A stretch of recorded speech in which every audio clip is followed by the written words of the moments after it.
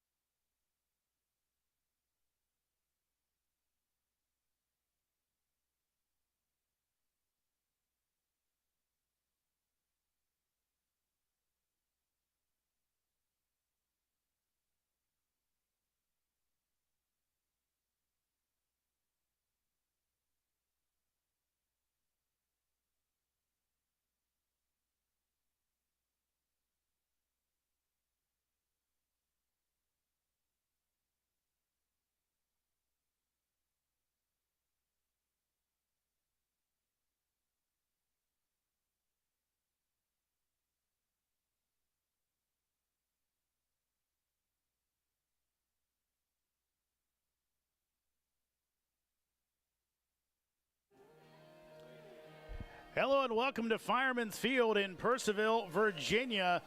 Cannons trying to put together a win streak as they welcome in the Newmarket Rebels. Howdy, baseball fans. Jeremy Huber here with you. Lincoln Burkholder alongside Tristan Kunick coming up in just a little bit. Last night, Lincoln, the Cannons able to get back on the winning track after a tough defeat down in Strasburg, where they did not play their best baseball. Played a pretty solid game yesterday. Indeed, they did. Took the Harrisonburg Turks out on their home field. 4-0 heading into the game was Harrisonburg. 4-1 when they left Purcellville, handing them their first loss of the year. Out hit them 9-2 in an, utterly dominant win. Hoping to put a win streak together today, as you mentioned earlier. And Newmarket looking to do the same thing. They, as well, last night went on the road, at home. Took care of Winchester 6-2. So two teams, both 2-2 on the season so far, looking to get that edge, go 3-2. And push themselves up in these standings. Yeah, important for the Cannons to get off to a hot start, as for the most part, much of their lineup is here. Some other Valley teams kind of will be come and go. More guys will come in as playoffs end around Division I, NAIA, JUCO, those different things. So the Cannons right now with maybe a better roster than most would love to take advantage of it. Last night in that Cannon 5-1 win over Harrisonburg, as Soda Indon, Luke Pro with a pretty good pitching performance. They go 7 innings combined to give up just 1 run. That was the key. Also a big 4th inning for Purcellville in that one. Let's jump into our starting lineups in this one with them. Here's Lincoln. Starting off in the field for your home team, Purcellville Cannons. At first base, it's number 19, Quentin Pirelli. At second base, it is number 17, RJ Furcall. Playing short, number 2, Ski Kono. At third, it's number 1, Rex Smith. And catching behind the plate, it's number 33, Aiden Aparicio. In the outfield, left to right, it is Anthony Fernandez, number 24. In center, it's Gerardo Prado, number 13. And in right, it's Manny Ramirez, number 88. On the other side, for the Newmarket Rebels, batting first, number 15, the center fielder Logan Kelly. Number 2 is number 25, the second baseman Blaine Waltemeyer. Batting third, the designated hitter number 18, Mike Dobkowski. Batting fourth, number 9, the left fielder Ike Schmidley. Batting 5, the first baseman, number 6, Matt Murphy. Batting 7, number 8, the third baseman, Jack Johnson. Batting 8, the right fielder, batting 7, the right fielder, number 20, Jack Hobson. Batting 8, number 13, the catcher, John Dobkowski. And then rounding out the order in the 9-hole, the shortstop, number 7, Brennan Peterson. And again on the mound today for the Cannons, it'll be a 3-year returning Purcellville Cannon, Daniel Quintana, 6'3", 222-pound senior righty from Haymarket, Virginia, Paul VI High School. Previously at James Madison, currently at Shepherd University. This year for the Rams, he was named All-East First Team in the PSAC Conference. A 2-time PSAC Pitcher of the Week, 13 appearances, 10 starts for Quintana, 60 2/3 innings pitched to a sub-3 ERA at 2.97, 8-2 record, 1 complete game. Quintana on the year had 5 outings where he allowed no runs and went at least 5 innings. Of course, coming off a season last year in Purcellville where he pitched to a 5.55 ERA and 0-1 record in 7 appearances and in 6 starts. Well, with an early start to our festivities, we'll take a quick pause and be back with our first pitch. Come on back after this. Cannons and the Rebels coming up from Fireman's Field here in Purcellville. The Purcellville Cannons would like to thank their sponsors for the 2025 season.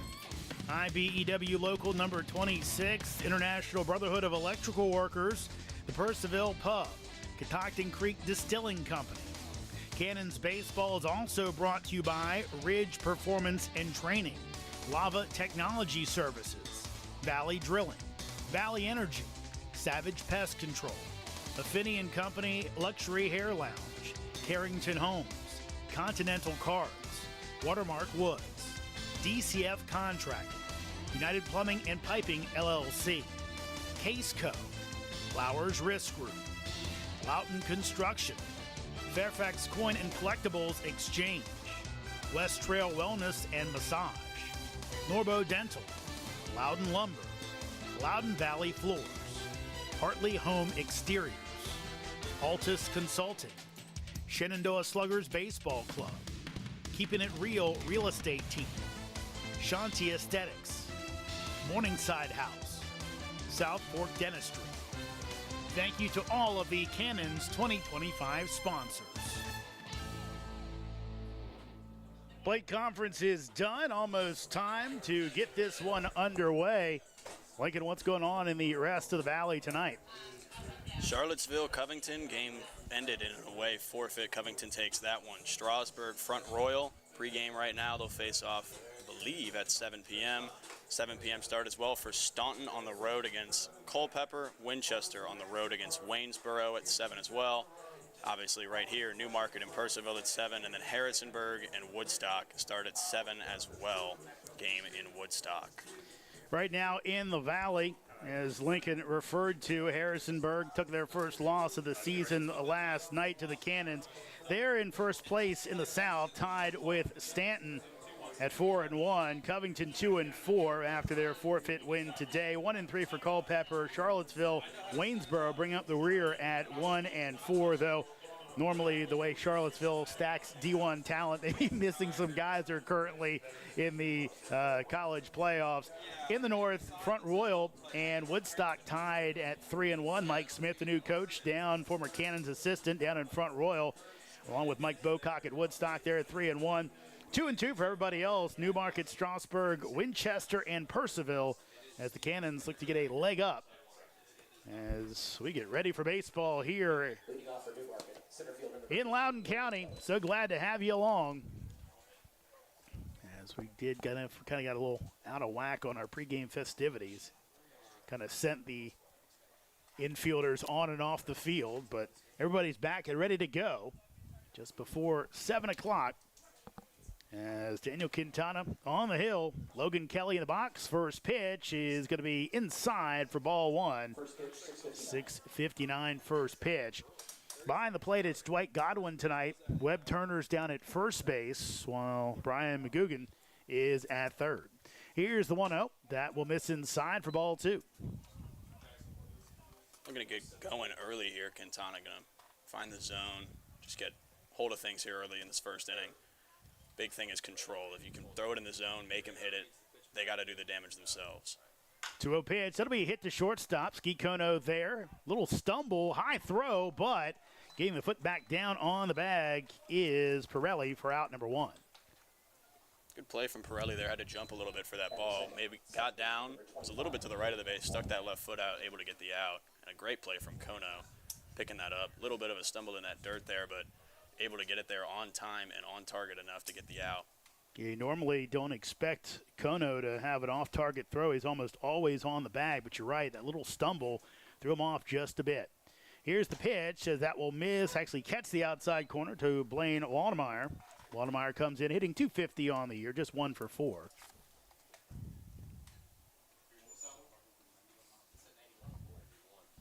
Here's the pitch as Waldemeyer takes low for a ball. Playing a Division III standout at Penn State Harrisburg.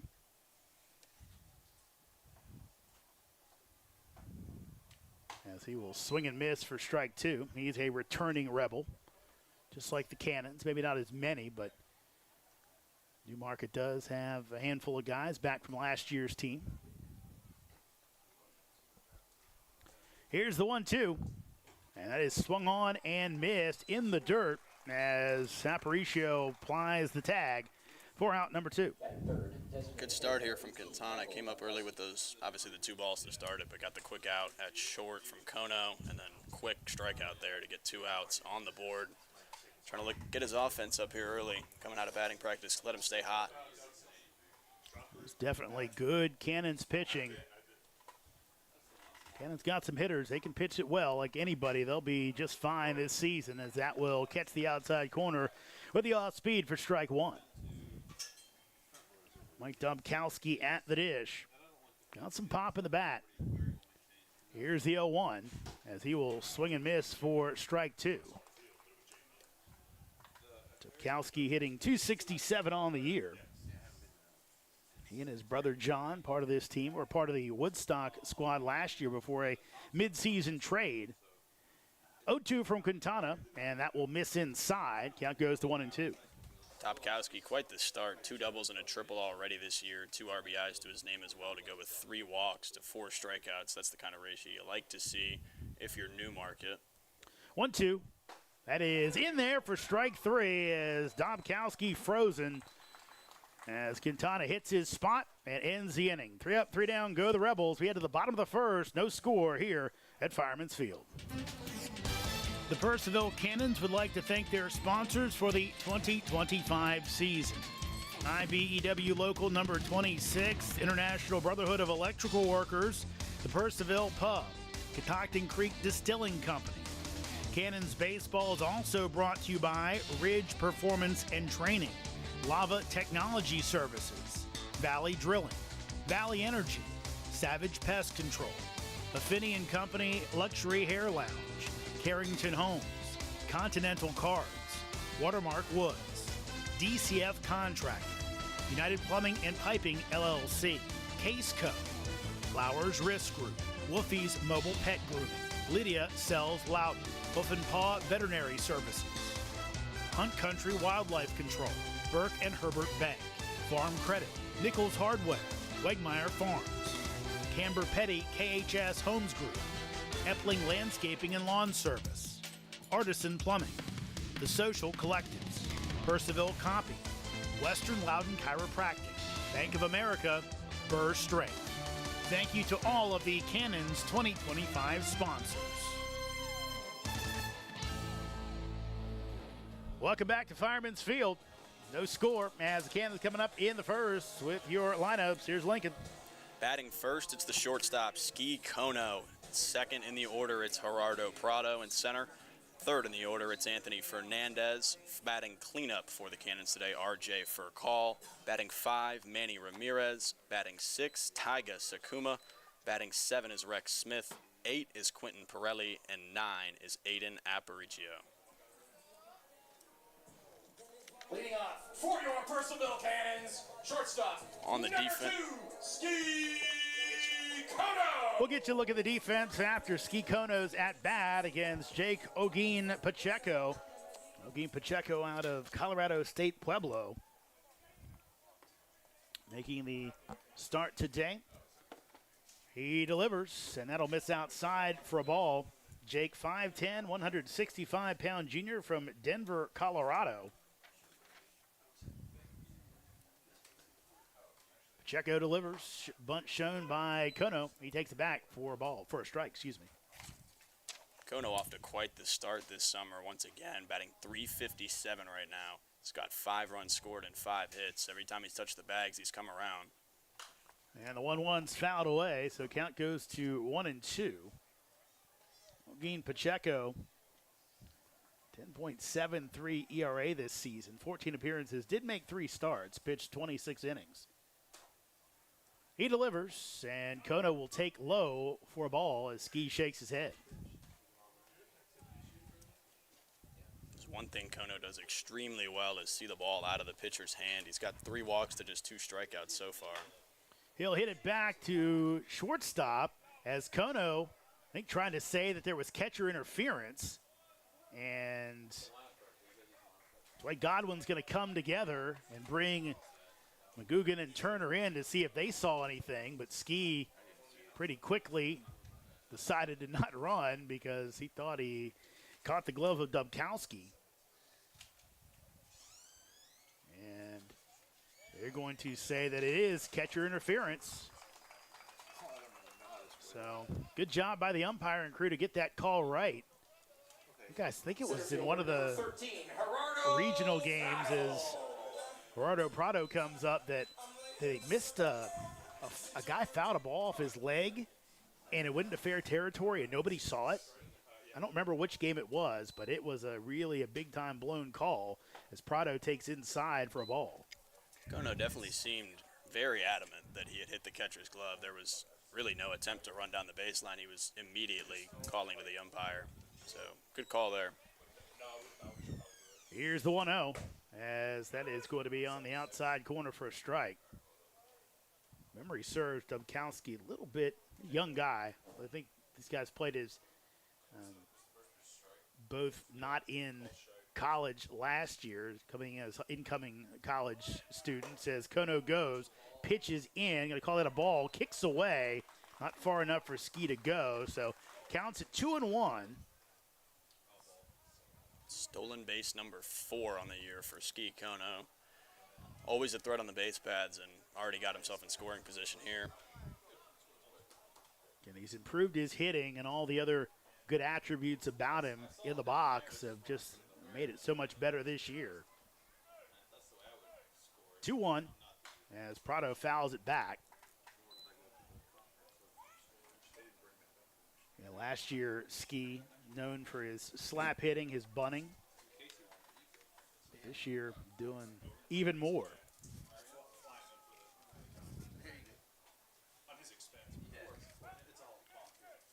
Long look back. Here's the pitch, as that'll be ripped to shortstop. And taking a look at third base, but going to first and getting the out is Peterson for out number 1 as Kono goes to third. Left fielder number 24, Anthony Fernandez. Prado made that a play at first base. Guy's got some wheels on him. Looked like a routine play to short until I looked over to first to see Prado was almost standing on it.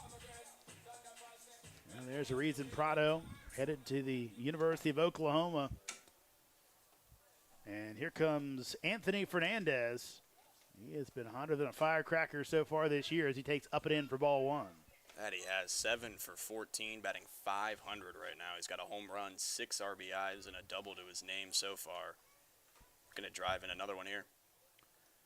Here's the 1-0. That'll miss outside. And those 6 RBI. As he has been a joy to watch early on. And that big home run on Sunday night, as he'll have a big hack at that one as he misses for strike 1. That really got a lot of juice in this ballpark when he took that one deep. 1 of 2 in the first inning. Rex Smith had the other. 2-1 pitch. He'll hit this one out. Should be deep enough as it'll be caught. Kono comes home. Throw coming to the plate. Could be close, and he'll be safe at the plate as Kono didn't slide. As I'm assuming Dubkowski might have been trying to deke him. And Dwight Godwin, usually they do all they can to discourage contact, but did not call Kono out for not sliding. So the Cannons have a run on the sacrifice fly. It was a weird one all around. Definitely an interesting play. Was sort of standing over the plate, but not too far out in front of it. I wouldn't say blocking it, but just ran over it. That's going to miss inside to Raphael for a call. He made his Cannons debut last night. Went 2 for 5 with an RBI. His Cannons season debut, I should say. As the 1-0 pitch misses inside, Raphael played for Purcellville last year on the North Championship team.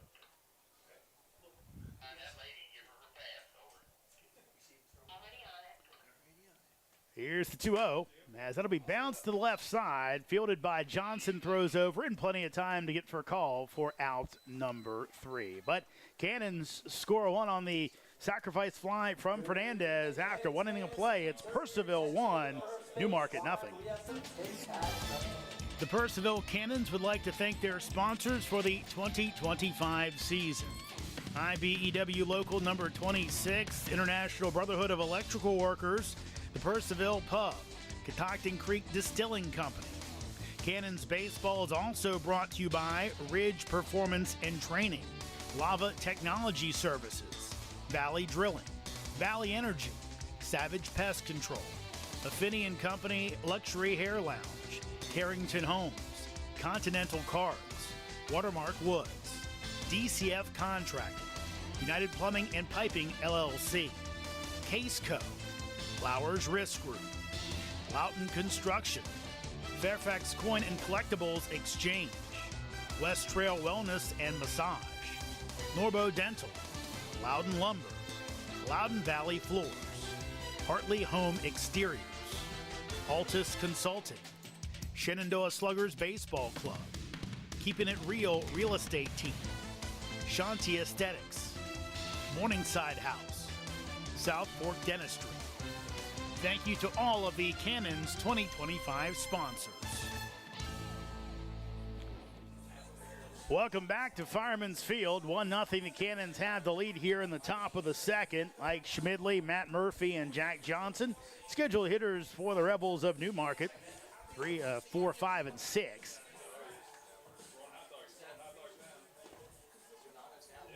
Newmarket, they're a team that always goes high socks with the old, I won't say old school stirrups, because old school stirrups are actually stirrups. These are the kind of faux stirrup things that were big in the 80s and the 90s.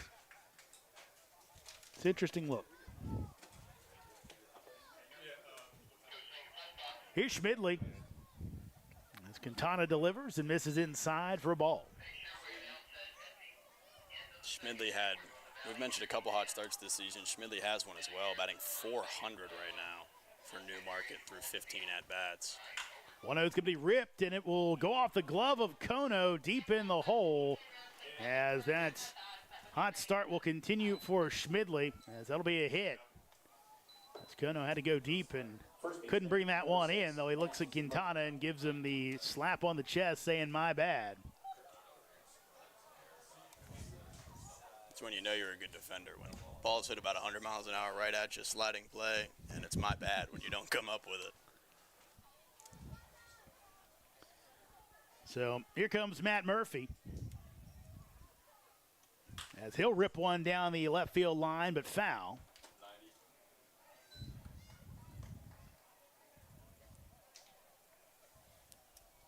Murphy comes into this one hitting .286, 4 for 14. Has 4 RBI on the year. One extra base hit, it's a double. Throw over, back in time is Schmidley. Now I tell you what, we get orders here. We get food in the booth. They messed my order up. I wanted a hamburger. They brought a cheeseburger. Just saw Kevin Bednar's, big sponsor of the Cannons, from the pub. I think they're throwing out cheesesteaks. I really want one. 0-1 pitch. That's going to be on the outside corner for a strike. Throwing out something, and it looked really good, whatever they were throwing. If it's a cheesesteak, they can throw one up here. Well, I wish they would have. Should have given them a message before the game. Now, the one problem with that is if you don't wrap them tight enough, you could have condiments and everything all over you, you know. True. Do you want sauteed onions and sweet peppers all over you? I don't know. I want the cheesesteak, but not the rest. Throw over. Back in plenty of time is Schmidley. 0-2 count on Matt Murphy with Jack Johnson on deck. Very quick pickoff move from the right side Quintana has. Here's the pitch, and that's going to be off the elbow of Murphy. So that breaking ball did not break enough in time, and now Quintana is in a little bit of trouble. First 2 men on with nobody out. 3 hot dogs during the second inning. Check it out. Don't throw them back at him. Sounds like hot dogs. Oh, they were hot dogs. They look big, though, for hot dogs. That's the thing. Third baseman, number 8, Jack Johnson. I can trade in my cheeseburger for one of those, maybe. Here's Jack Johnson, third baseman for the Rebels. He's swinging away and fouls one off. Now some, especially at the college level, you could see a bunting situation here. But talking to Charlie Shepard before the game, former Mike Bocock assistant in Woodstock, talked about how he really likes his bat, so especially early on in the game, probably going to let Johnson swing away. Here's the 0-1, and he will swing and miss for strike 2. Hey, whoever got that last foul ball, Johnson certainly had some success swinging away. He is the player responsible for Newmarket's only home run so far this season.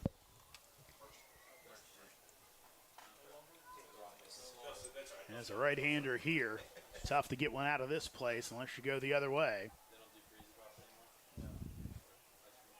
And time called, and it's going to be a pitch clock violation on Quintana. So that will be a ball.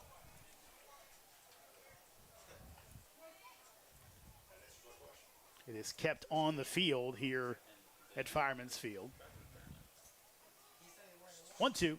Swing and a miss for strike 3. So no bunt for Johnson, a strikeout, and a big first out for Quintana. Big strikeout at that. Keep the runners where they are. Get one out. Now you've got double play would end the inning if he can get Jack Hobson here to ground into one. Third K for Quintana so far today. As Hobson steps in, right fielder for the Newmarket. Daniel's pitch is going to be fouled off. Hobson headed to West Alabama. Was at USC Aiken earlier this year. Played really well. First team All Peach Belt Conference. 16 home runs at USC Aiken this season. Good for a .635 slugging percentage. Let's see what he does at West Alabama. Right now, though, focused on helping out the Rebels. Long look. Quintana comes home as it'll miss outside for a ball. Count goes to 1-1. It'd be interesting to ask Daniel if at Shepherd, Division II school, if they actually, I assume they probably do pitch clock on the field with the umpires, but tough to tell. Here's the 1-1, as that's going to be off the fist. Only play goes to second and throws it away. For call, probably should have gone to first. Instead, he throws it in the outfield, and one run comes in.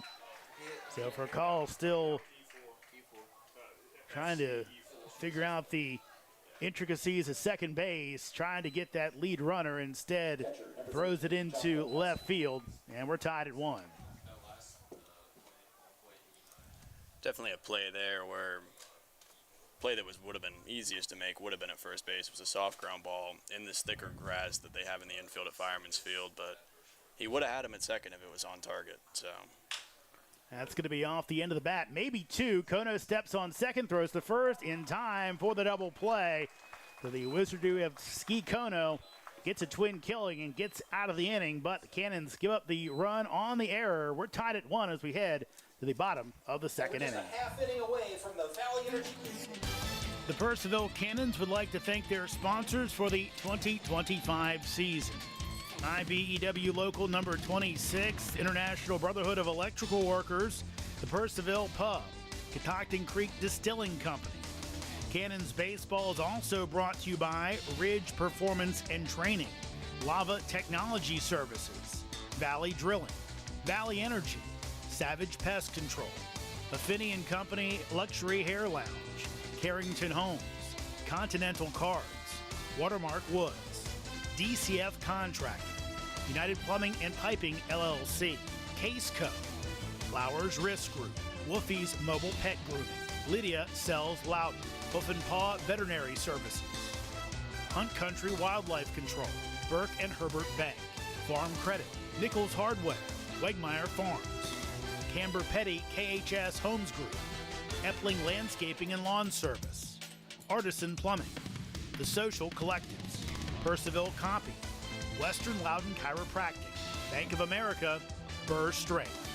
Thank you to all of the Cannons 2025 sponsors. Knotted up at 1 here at Fireman's Field.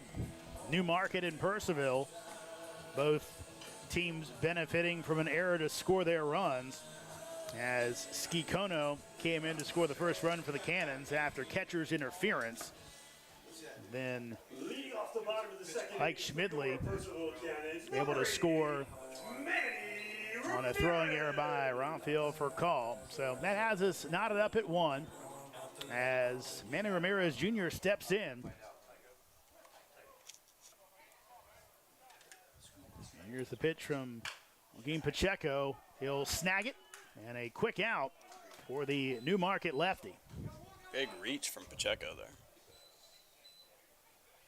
Only 5'10", so had to get up a little bit, but able to snag it for the first out. Batting designated hitter number 55, Taiga Sakuma. Here's Taiga Sakuma. Tonight, the DH. He awaits the lefty's pitch, and Taiga takes for a ball. Sakuma batting .250 on the year right now. 3 for 12. 4 RBIs, though, is the number that stands out. Here's the 1-0. And Sakuma takes it on the outside corner for a strike. Those 4 RBIs tied for second on the team right now. Definitely been a clutch hitter, as he'll take away for a ball. Taiga from Japan, one of the Cannons Japanese contingent, has really been a godsend for this Purcellville team. Here's the 2-1, as that is going to miss outside as Taiga's able to check the swing. Count goes to 3-1. Got to give credit to R.J. Watanabe, helping bring some of these Cannons here, as that will miss the inside corner. So Sakuma earns the 1-out walk. First walk of the game for either team. Now batting Obviously third baseman, hit by number pitch 1, in the previous Rex half inning, but first 4-pitch walk. Here's Rex Smith. Smith on the year batting 143. Does have that home run on the home opener, as he'll foul this one off for a strike. Not as big of a turnout as last Sunday. Of course, that one goosed a little bit. A couple events right here. 0-1 pitch as Smith takes high for a ball. Also a weekday. Work in the morning. Yeah. It is that kind of crazy time where, you know, kids are getting to the point where school doesn't matter anymore. 1-1, that'll miss outside. Reached the final week of school where it's just sitting in a classroom for about 8 hours. All the assignments are done. And the crazy thing is now I've heard that a lot of the, especially here in Loudon, the seniors basically have a kind of a project. They don't really go to school for the last month of school, which is the craziest thing ever. When I think back to my high school years and years ago, as Smith swings at a high one for strike 2. I did do that program, the Capstone Project. Was out of school for the final month. I was a journalist, I want to say, for Loco Sports. Nice. High school baseball and softball. But It's good stuff. I'll tell you what, it was definitely more fun than school. Yeah, I could see that. Yeah, Owen does a good job with them. Actually used to work with my late mom at a print shop. Random stories, folks. Most people don't know what we're talking about because they're not from Loudon.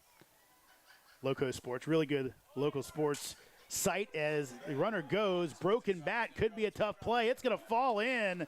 So that bat dies a hero as Rex Smith with the broken bat looper out to left field drops in front of Schmidley. Cannons have 2 on with 1 out here in the bottom of the second. Not the perfect example of doesn't matter how you do it when you're standing on first base. Just no play there in left field. Had to slow up at the last second just to catch it on the bounce. Here's Quentin Perilli. Perilli, a D3 player at Elizabethtown. D3 power in Pennsylvania. He swings and misses for strike 1. Perilli 6'2", 210. Two-way player at the D3 level.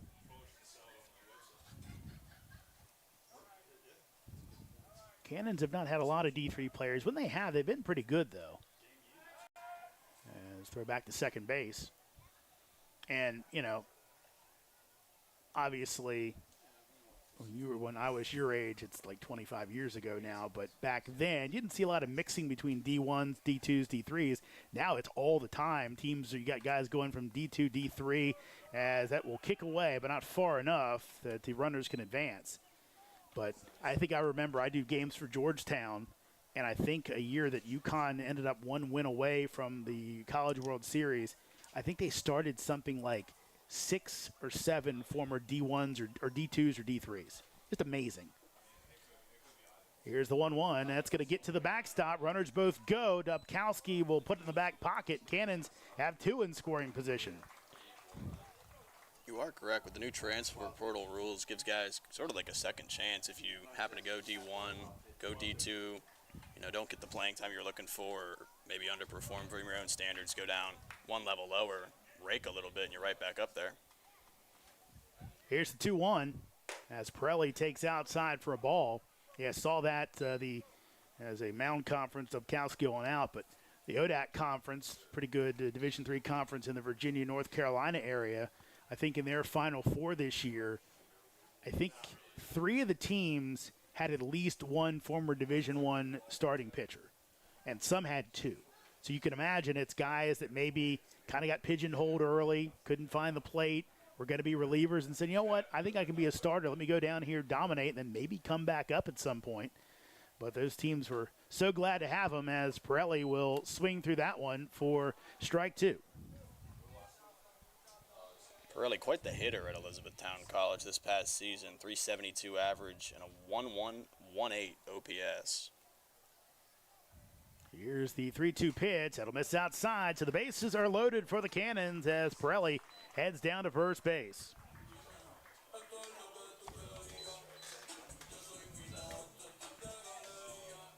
Here comes Aiden Aparicio. On the year, Aiden hitting 250, 2 for 8. Has a chance to give the Cannons back the lead. Here's the pitch, and Aiden will hit one out to left field. Should be playable, but runner will tag up. No throw home, as easily in is Taiga Sakuma for the go-ahead run. Cannons now up 2-1 on the Aparicio sac fly.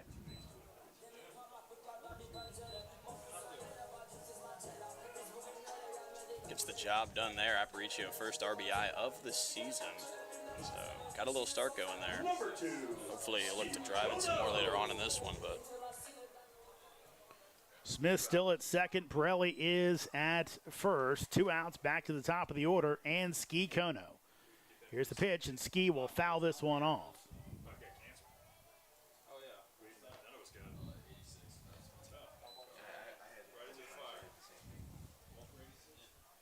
2 sac flies for the Cannons tonight. Not a bad thing. Nope. Guys with productive at-bats, that's key. 0-1, as that'll miss up. And, you know, in the past, Cannons were really power-dependent, but also strikeout team. They've gotten better about that. But, you know, when you have a chance to bring in a run with a sac fly, you got to do it. And both guys executing in their time at the plate, as that'll miss inside for a ball. So far this season, Cannons 26 walks to 32 strikeouts. That's a good ratio if you're looking to get guys on base versus the strikeout. Obviously, of the 3 true 3 outcomes, the worst one. 2-1, that'll miss high and in. Count goes to 3-1. And right now, Joaquin Pacheco, who trying to make sure that he doesn't load the bases up for Prado. One swing of the bat, he's got that type of pop. 3-1, that's hit down the line, but it'll be foul, as a sly smile on the face of Ski Kono. Thought he had one. Instead, it's a 3-2 count. I tell you, if it stayed fair, he definitely had one. And jumped on a get-me-over pitch and almost put up the Earl Weaver 3-run homer. 3-2, runners off, as Kono will get a piece of it as he stays alive. Dwight Godwin will head out, give Dubkowski a little time. And it looked like he took one off somewhere.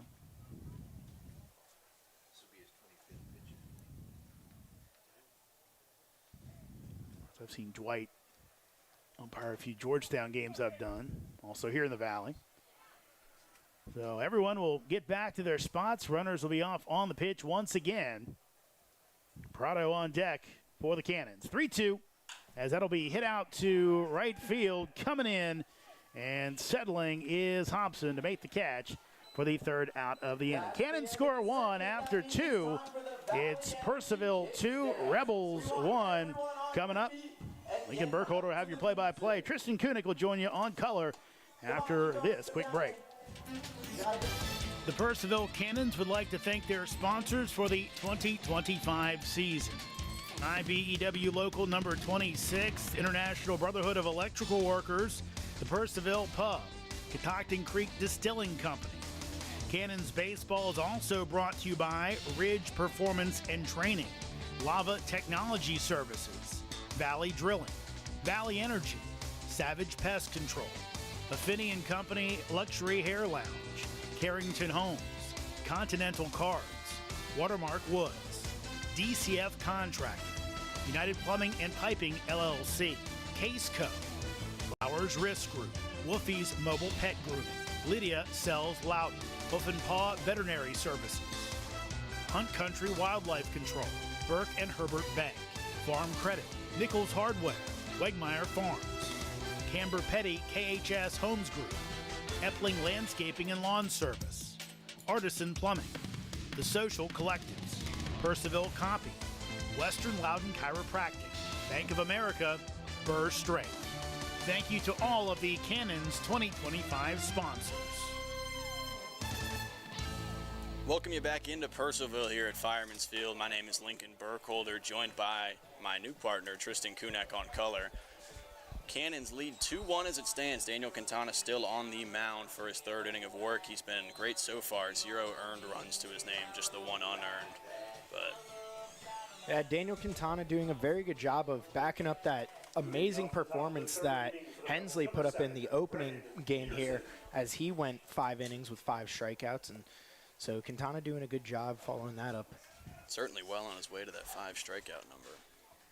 And I believe might have had 8 Ks in that game. Oh, yeah, you're right. That one's into right field. It's going to get through the hole in between second and first. To lead off single for the 9-hitter Brennan Peterson. It's Newmarket looking to get going here. Yeah, first pitch swinging just shoots that right in the gap, and I mean that's one you can't really get around. But I will say Quintana has done a very good job of getting out of holes that has been out. Like you said, he started out that first inning with the 2-0 and got the quick ground out. Then he went 2 Ks right after that. So he's done a good job of getting out of holes quickly. That he has, and if it wasn't for that 1 error, he would have been out of that inning on a double play. First pitch going to be swung on the bunt attempt for strike number 1.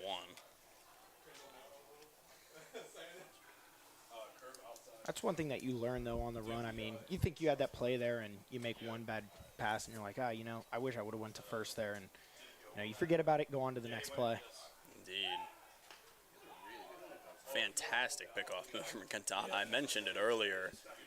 That is, from the right side, that is lightning quick. And he's almost gotten now 3 times on that pickoff move, a Newmarket base runner. Grounded to short. Kono mishandles it. He's able to step on second. Throw over to first will not be in time. So a fielder's choice for out number 1. Hard ground ball, just skipped right up the glove off the chest, but able to recover quickly and get the out. It's the important part. Kono still almost got that play off. I mean, that little bobble. He got away with the play at second, which I thought that bobble would take away both plays, but he did a good job still getting the ball off and still putting an accurate throw on first, even though it didn't get there in time. No, yeah, it was. The impressive part was that he almost got the guy at first after that tough of a play. First pitch, fouled off, hit the bat twice on the pounce. Blaine Waltmeyer, the first victim of the strikeout in the first inning. Down 0-1 here.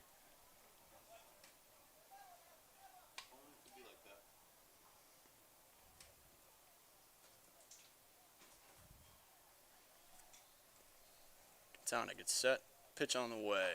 That one going to find the zone. 0-2 now. Quickly in a hole here is Waltemeyer, looking to avoid his second strikeout. Quick pitcher's favor right here. Another pickoff to first. He's back in there. The one thing that's crazy about his pickoff move is he's so accurate coming from the opposite side. Like, it almost looks like he has eyes in the back of his head knowing where to throw the ball. That one was probably his slowest pickoff move yet, and it still got there quickly. There he goes again. You are right with that accuracy. The ball's almost looks like it's coming out before he even turns his head. That's why he's almost gotten him a couple times here. 0-2 pitch on the way. Swung on, lined into right field. That is going to be just fouled on the right field line. They got away with that one there. Yeah, break. Cannon's catch there. That missed probably by about 1 foot from that foul line. Likely would have scored Kelly, from first. It would have been a test for Ramirez out in right field very early, that's for sure. He's got an arm out there, though. He's a big guy. I mean, when he came up to the plate, he just looks bigger than everybody out there. That pitch going to bounce. No throw down to second, as he's unable to pick it up off the dirt cleanly. Go down as a wild pitch, advancing to second. On it is Logan Kelly.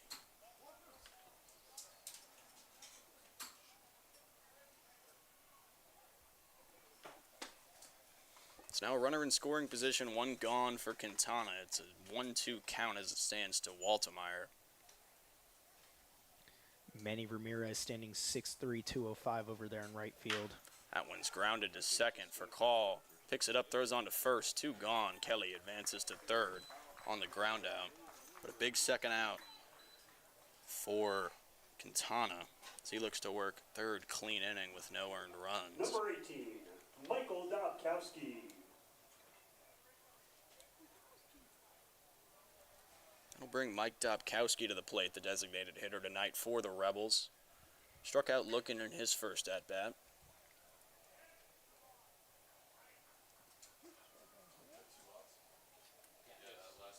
Swung on and missed for strike number 1, that breaking ball. Doing some damage so far tonight. He's got great movement. He's got great location on it. Just a hard pitch to track. And that'll pay dividends for him as he's been getting in those 0-2 counts. It's another great breaking ball. Just misses low. As he's been getting in those 0-2 counts, those favorable counts, he can throw that breaking ball knowing he can take a ball, but, take that risk of still possibly getting a strikeout there. Which he did on Dobkowski the first time up. That one in the dirt, unable to stop it, and to the plate will come Kelly. So on another wild pitch, it's the second run of the game for the Rebels, and we are tied at 2 here in Purcellville. Yeah, one that just went a little too low. There's Coach Brett Fuller's. Oh, Dobkowski went to first thinking it was a walk or something, so he went, and Coach Fuller came out and he's like, what is Dobkowski doing over there on first? It was certainly ball 2. Maybe he thought he got hit, I'm not sure. Yeah, that one just low through the 5 hole.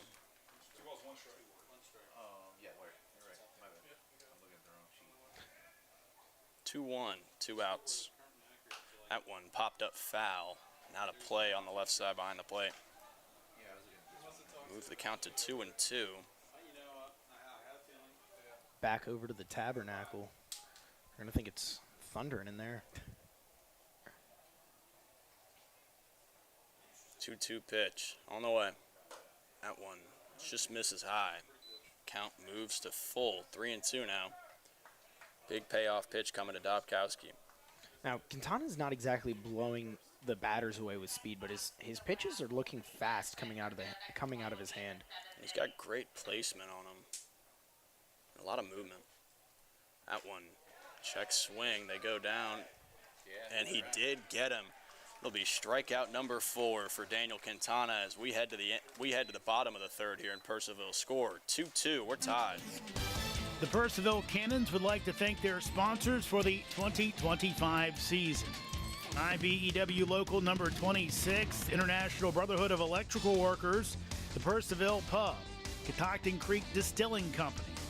Cannons Baseball is also brought to you by Ridge Performance and Training, Lava Technology Services, Valley Drilling, Valley Energy, Savage Pest Control, Affinity & Company Luxury Hair Lounge, Carrington Homes, Continental Cards, Watermark Woods, DCF Contracting, United Plumbing and Piping LLC, Case Co, Flowers Risk Group, Wolfie's Mobile Pet Group, Lydia Sells Loudon, Hoof and Paw Veterinary Services, Hunt Country Wildlife Control, Burke and Herbert Bank, Farm Credit, Nichols Hardware, Wegmeyer Farms, Camber Petty KHS Homes Group, Epling Landscaping and Lawn Service, Artisan Plumbing, The Social Collectives, Purcellville Copy, Western Loudon Chiropractic, Bank of America, Burr Strength. Thank you to all of the Cannons 2025 sponsors. Welcome you back into Purcellville here. Score tied at 2 after the wild pitch scored a run in the top of the third. Purcellville looking to get this lead back here. Leading off for the Cannons will be number 13, Gerardo Prado. Grounded out to short his first time up. For your Cannons, number 13, center fielder, Gerardo Prado. Checo remains on the mound for Newmarket. Looking to work first scoreless inning of the game so far. Prado grounded out to short in his first at-bat. That one grounded to third. Throw on in time for out number 1. So a quick first out for Pacheco here. Prado had a hold of it, but right to third base. Left fielder, number 24, Lots of first pitch swinging here recently. Looking to do some damage on that first pitch. Expecting a strike, especially after the previous inning where we saw 2 walks. That'll bring to the dish somebody who can certainly do some damage in Anthony Fernandez. Who was batting .500 coming into this game. That one lifted into right, and it's going to go foul, but damage to that baseball is exactly what he did. He is loving that left field line. I mean, you have seen the power in these first 2 games alone, where if he gets a hold of it, he is going to send that a mile long. This one grounded up the middle. It's going to be a tough play from short. Throw on to first in time. Good play from the shortstop. Brennan Peterson there to get out number 2. Quick 2 outs here for Newmarket. Looking to keep Purcellville off the board for the first time today. That'll bring to the plate R.J. Furcall, number 17, playing second base today. Grounded out to third his first time up. Looking for a slightly better result here. He's got the teal batting gloves on. First pitch misses. Ball 1. Coming from San Jacinto, another school that Cannons get a lot of players from. That one in for strike number 1. He was fantastic at San Jacinto this season. Batted .303 with a .982 OPS, 9 homers to his name, 41 RBIs. That one popped up foul side right field. It's going to get out of play. That's another foul ball. That'll be strike number 2. Bring it to the merchant. Get your Cannons baseball card for free. RJ also played for the Cannons last season, batted .308 with an .866 OPS. Had 3 homers in a Cannons uniform last summer. It's one thing I noticed about That one he did not offer at, and that is the correct call. Down at first base, it'll make it a 2-2 count. That's one thing I've noticed about baseball a lot is players like to wear those bright colors that may not exactly match the uniforms. And I mean, not just talking here where, you know, they're coming from their college. Grounded, second base makes the play, and on to first is Waltemeyer for out number 3. So after 3 innings, Cannons 2, Rebels 2. We're all tied up. We'll see you back here in the 4th. Famous human cannon. Tonight he's defending. The Purcellville Cannons would like to thank their sponsors for the 2025 season. IBEW Local number 26, International Brotherhood of Electrical Workers, the Purcellville Pub, Catoctin Creek Distilling Company. Cannons Baseball is also brought to you by Ridge Performance and Training, Lava Technology Services, Valley Drilling, Valley Energy, Savage Pest Control, Affini & Company Luxury Hair Lounge, Carrington Homes, Continental Cards, Watermark Woods, DCF Contracting, United Plumbing and Piping LLC, Case Co, Flowers Risk Group, Wolfie's Mobile Pet Grooming, Lydia Sells Loudon, Hoof and Paw Veterinary Services, Hunt Country Wildlife Control, Burke and Herbert Bank, Farm Credit, Nichols Hardware, Wegmeyer Farms, Camber Petty KHS Homes Group, Epling Landscaping and Lawn Service, Artisan Plumbing, The Social Collectives, Purcellville Copy, Western Loudon Chiropractic, Bank of America, Burr Strength. Thank you to all of the Cannons 2025 sponsors. Welcome you back into Purcellville once more. Top of the fourth inning here at Fireman's Field. Quintana still on the mound for the Cannons. He's been great so far. Looking to keep that going here. He will face off against cleanup hitter for Newmarket, Ike Schmidley, the left fielder. Singled in his first at-bat. Came around to score on that error at second. Yeah, Quintana with 4 Ks to this point. Going into his 4th inning of work. This one grounded to third. Good pick up there. Throw on to first in time. And Rex Smith with a good play over at third base for out number 1. And a good stretch there by Perilli over at first. His throw wasn't exactly on target, and Perilli made a nice stretch to get across his body and make that catch. It's an underrated defense. I mean, you don't often hear about defense at first base, but in my opinion, an underrated defensive position. If you can make any throw that's close and out, that's a big help to your infield. And that is certainly what he did there. First pitch to the 5-hole hitter, Matt Murphy, misses for ball 1. And when you have a first baseman who can snag anything within arm's length, that's also a huge help. This one took a healthy hack at it. Swung out of his elbow guard. Yeah, elbow guard did come flying off. He will ditch it. No elbow guard needed. Count moves to 1-1.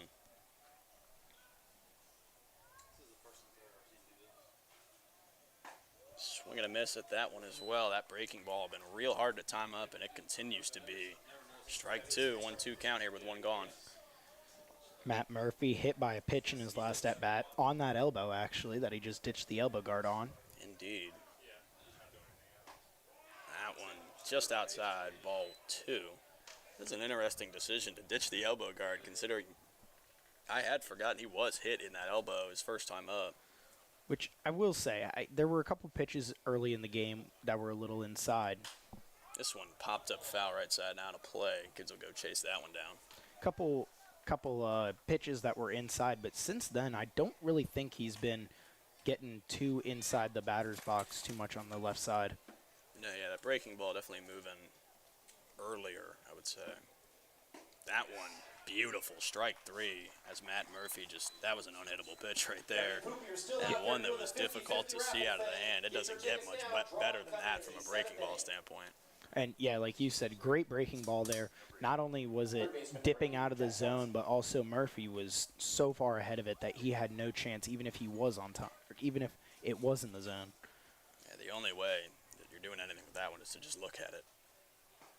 First pitch here, in there for strike number 1 to the third baseman, Jack Johnson. Quintana looks like he's picked up his pace a little bit since the beginning of the game when he had that first pitch clock violation. This one gonna miss just inside. Yeah, definitely have noticed that. He's certainly trying to avoid that pitch clock violation again. It's definitely harder when you can't physically see the clock winding down, but once you get timed up, it's no problem. That one swung on and missed. Strike 2. It also looked like in the first couple innings before he got that pitch clock violation that he was trying to kind of play the clock and see. I wonder if he has an internal clock going, or if that's just too much for him. Is he's just trying to focus on the game. Breaking ball, just gonna miss inside, ball 2. That's a good point. Could try and test that pitch clock out, just kind of see, how long can I stand up here before it's called. Just so for future reference when you can't see that clock. It actually would make sense. Good point. 2-2 pitch on the way. Swung on and missed. Quintana responds to the 1-2-3 bottom of the third with a 1-2-3 top of the fourth. 2 Ks to his names. He's added that to his total, and we will see you in the bottom of the fourth. Still 2-2. The Purcellville Cannons would like to thank their sponsors for the 2025 season. IBEW Local Number 26, International Brotherhood of Electrical Workers, the Purcellville Pub, Catoctin Creek Distilling Company.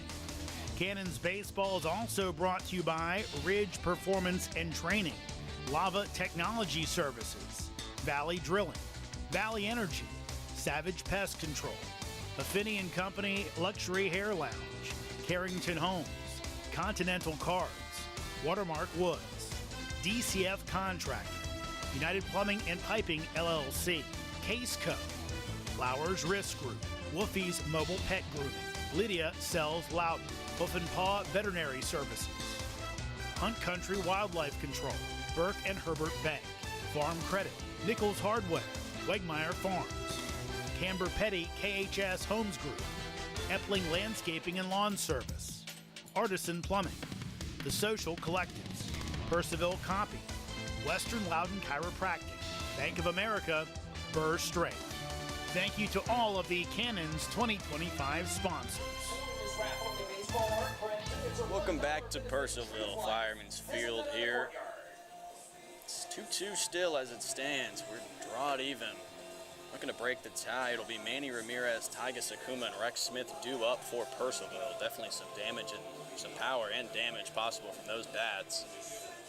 We mentioned Manny Ramirez out in right field earlier. Leading off for your Cannons, Big right guy, fielder, 6'3", 205 Manny of East Los Ramirez. Angeles Junior College.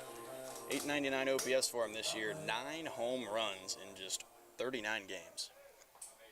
I mean, there's just, like I said, he's such a big guy.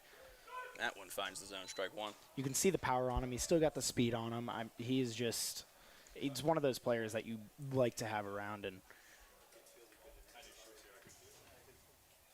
that one grounded to third, picked up and thrown on to first by Jack Johnson for out number one. like even there, that was a routine ground ball to third base, and he still made it a close play. And it looked like he was jogging too. He didn't even look like he was going full speed, and it was still close.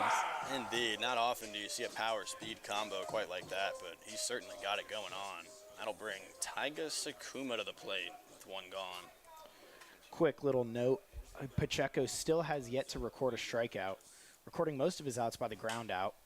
This one fouled left side and far out of play. All but in the 10 outs he's recorded, 7 of them have come by the ground out.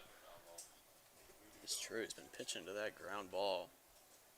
This one lined into right center, and that'll get down for a base hit. So Tyga Sakuma looking to get something going here with a single, one-out single here in the bottom of the fourth. Sakuma continuing his good season. Not great hit there. Not much you can do anywhere. I mean, that's just one you gotta acknowledge and be like, you know what, good hit. Way to get to it.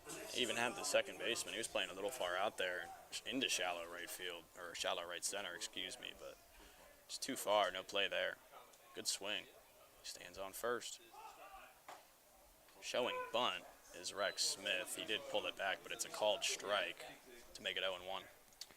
Rex Smith singled in his first at-bat, got to second on a wild pitch, homered in that opening day Mercy Rule game where they won 13-2 over the Culpeper Cavaliers. Pick off to first base and back in time with ease is Sakuma. Just trying to hold him over there. Cannons are a team that likes to steal bases, and they are very successful at it this far this season. Sakuma's got some sneaky speed too. And he's taken off, and that one going to be high, and he will slide right under that tag and into second base with a stolen base for Tyga Sakuma. Like you said, Cannons like to move, show off the speed. And move they did right there. Puts a runner in scoring position with one out for Rex Smith. Count is 1-1. That pitch missed for a ball.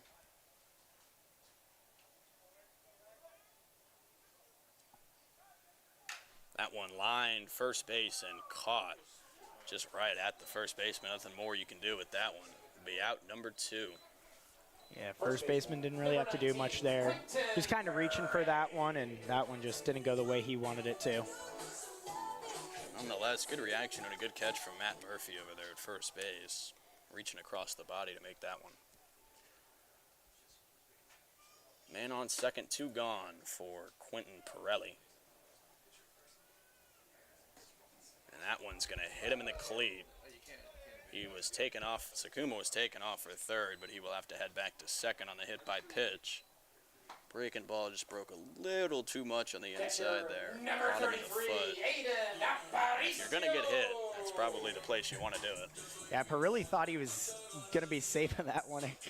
I saw his face. He was just kind of like, oh, I was not expecting that. But, yeah, he thought he got out of the way, and it just gets his foot there. Yeah, shaking his right foot out at first base. That'll bring to the plate Aiden Aparicio. Runners on first and second now. Still 2 gone. This one grounded left side. Jack Johnson can't come up with it. Sakuma was held up on the play, and they will tag him out. So it'll go down as a 5-6 ground out, but we stay tied at 2-2 after 4 here at Purcellville. We'll see you back in the 5th. The Purcellville Cannons would like to thank their sponsors for the 2025 season. IBEW Local Number 26, International Brotherhood of Electrical Workers, the Purcellville Pub, Catoctin Creek Distilling Company. Cannons Baseball is also brought to you by Ridge Performance and Training, Lava Technology Services, Valley Drilling, Valley Energy, Savage Pest Control, Affinity & Company Luxury Hair Lounge, Carrington Homes, Continental Cards, Watermark Woods, DCF Contracting, United Plumbing and Piping LLC, Case Co, Flowers Risk Group, Wolfie's Mobile Pet Grooming, Lydia Sells Loudon, Hoof and Paw Veterinary Services, Hunt Country Wildlife Control, Burke and Herbert Bank, Farm Credit, Nichols Hardware, Wegmeyer Farms, Camber Petty KHS Homes Group, Epling Landscaping and Lawn Service, Artisan Plumbing, The Social Collectives, Purcellville Copy, Western Loudon Chiropractic, Bank of America, Burr Strait. Thank you to all of the Cannons 2025 sponsors. Hello and welcome back to Fireman's Field. Tristan Kunik here doing play-by-play now for the 5th inning, along with Lincoln Burkholder as my color commentator. And just to kind of cap what happened there at the end of the last half inning is ground to shortstop, and Sakuma tried to stop, not running into the tag, and in change, it was a force play anyway, so Sakuma was kind of trapped, and the Rebels record the out and bring up Jack Hobson, the right fielder for the Rebels at the start of the 5th inning. Avoid the error as well on that play. Hobson takes a hack at that one and fouls it away. Count will go to 0-1. Hobson reached on a fielder's choice his first time up. Fielder's choice and an E4 is Furcall tried to go to second to Kono and threw it just out of the way, and it leaked into right field. Granted, Left field, excuse Hobson me. would have been safe at first regardless. Hobson line one over the third baseman, so he will make it to first easily, and he turned a little going towards second before he decides to change his mind and go back to first. So Hobson will line one out for a single there. How about the arm from Fernandez out there in left? Yeah, Fernandez got it back in a hurry to keep Hobson there at first, excuse me. So that'll bring up John Domkowski, catching today for the Rebels.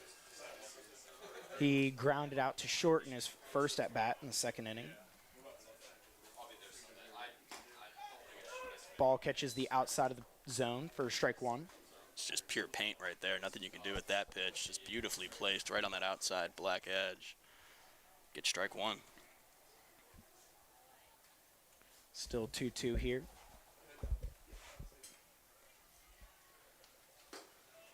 Ball low and away. They say he stayed, so the count will go to 1-1. It's the first successful check swing we've seen at that breaking ball that Quintana throws yet tonight, but big one to prove that he can lay off that pitch. And clearly it's working coming out of his hand. Quick attempt, and couldn't quite get the tag down to pick off Hobson over at first, but Quintana again showing the speed going from the mound to first base on the pickoff attempt. Yeah, Hobson just barely back in there. That was the closest one of the night. Grounder over to Rex Smith, who will pick it up and deliver the throw, and Perilli will make the catch to record Dobkowski, and Hobson will advance to second. Shortstop number 7, Brennan Peterson. So that'll bring up Brennan Peterson, shortstop for today. Mentioned that thick grass on the infield earlier. That, definitely played a part there in allowing Hobson to reach to second. There was really no play at second base for Rex Smith. I just had to go on to first, get the first out. And the high chopper there that kind of made it a little hard to field. Ball outside. for Quintana, 1-0. With those high choppers, you kind of got to wait under it a little bit. Can only go so far in because it can't let it go over your head, obviously. So just kind of eliminates that double play.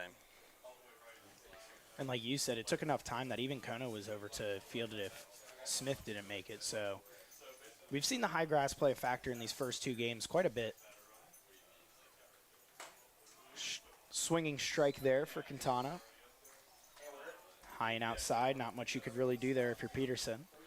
It's a great location today, Quintana has. He really hasn't missed the zone much at all. He does not have a walk to this point outside of the one hit by pitch, which doesn't go down in the stat sheet as a walk. Hobson dancing at second as Quintana catches the outside part of the plate for strike 2. Count runs to 1-2 for Quintana. Underrated aspect of some of these outside strikes is the framing job from Aparicio at the plate. He's been fantastic tonight. It's in the blink of an eye, his glove is back in the middle of the zone. You've really got to see that thing, and it's going to give you pretty much anything close if your catcher is that talented with the frame. Ball inside, catches the inside part of the plate to put away Peterson, as Peterson was frozen with that ball sliding in on him. That was beautiful from Quintana right there. We've mentioned it. I can't even count how many times tonight, but that breaking ball, it has been on all night for Quintana, and it was on once more there. There's absolutely nothing you can do with that. It comes in, just barely misses you, and then it just drops right in the zone. You just have to watch it and shake your head if you're the batter. So Quintana records his 7th strikeout as Logan Kelly comes to the plate and takes a ball outside with the first pitch.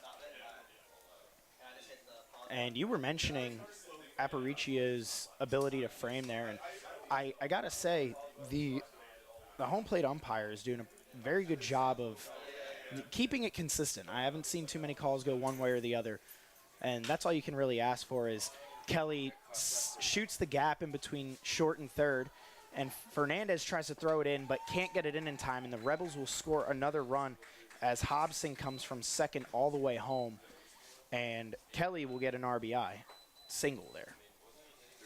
It looked like it might have just slowed up on him out there and left. He thought it was going to continue to roll, and just kind of died out there in shallow left field, made the throw tough, and obviously Quintana cut it off there in the middle, but there was no play, even if it went through. Just Hobson got some wheels on him as well, so that doesn't help. So that'll bring Blaine Waltemeyer up to the plate.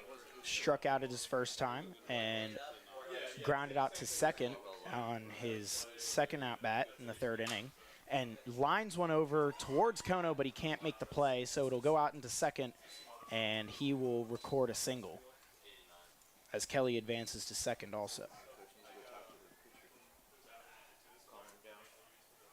First time really tonight that Newmarket's been finding the baseball at this rate. Quintana been largely unhittable so far, but 2 straight singles, and obviously the single to lead off the inning that came around to score in the form of Hobson.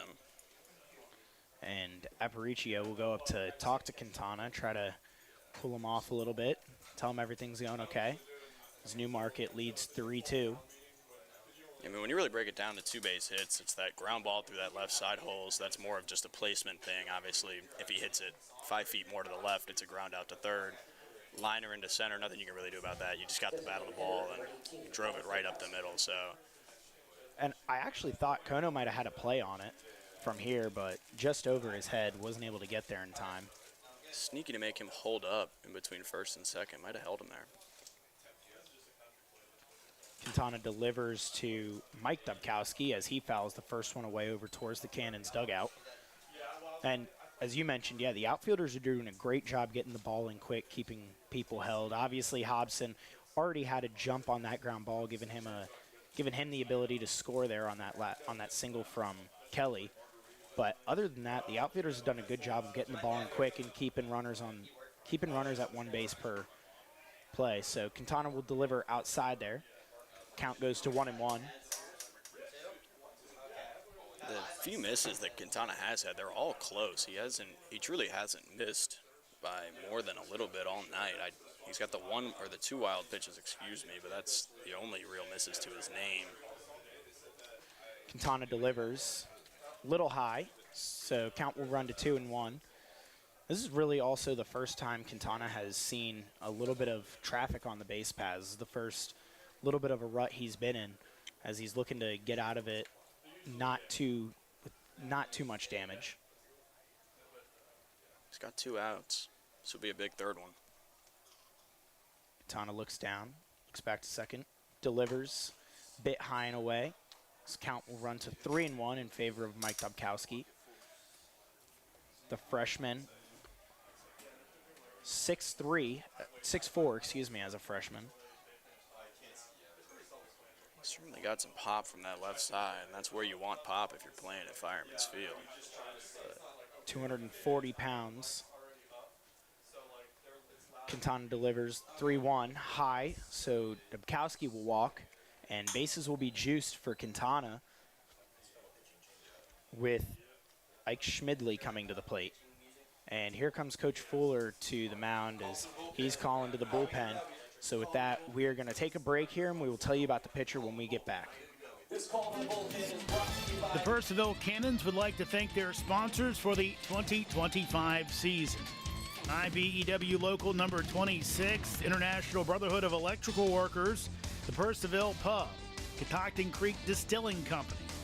Cannons Baseball is also brought to you by Ridge Performance and Training, Lava Technology Services, Valley Drilling, Valley Energy, Savage Pest Control, Affinity & Company Luxury Hair Lounge, Carrington Homes, Continental Cards, Watermark Woods, DCF Contracting, United Plumbing and Piping LLC, Case Co, Flowers Risk Group, Woofy's Mobile Pet Grooming, Lydia Sells Loudon, Hoof and Paw Veterinary Services, Hunt Country Wildlife Control, Burke and Herbert Bank, Farm Credit, Nichols Hardware, Wegmeyer Farms, Camber Petty KHS Homes Group, Epling Landscaping and Lawn Service, Artisan Plumbing, The Social Collectives, Purcellville Copy, Western Loudon Chiropractic, Bank of America, Burr Strait.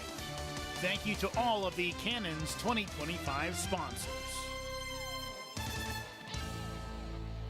Welcome back to Fireman's Field in the top of the 5th inning, where the bases are loaded for the Rebels as they already put one up here, and Quintana has been taken off the mound after 4 2/3 innings pitched. 7 strikeouts recorded. He ultimately had a pretty good day. It's just this inning got away from him with a couple good base hits, and a walk to Mike Dobkowski loads the bases for him, and they take him off and bring on Nick Stasic, excuse me. It's a righty on deck, stepping to the plate now for Newmarket. So righty-righty matchup with Stasic on the mound. Stasic has 1 inning this season. He gave up just 1 hit, 1 walk, and 1 strikeout in that scoreless inning of work. Looking to get a scoreless 1/3 of innings here to get Purcellville out of this jam and keep the score at just 3-2 in favor of the Rebels. So big inning here. Quintana's responsible for all runners on the bases right now. Trying to get some help from Stasic as he's finishing up his warm-up pitches. These are the situations that, as a reliever, you kind of live for.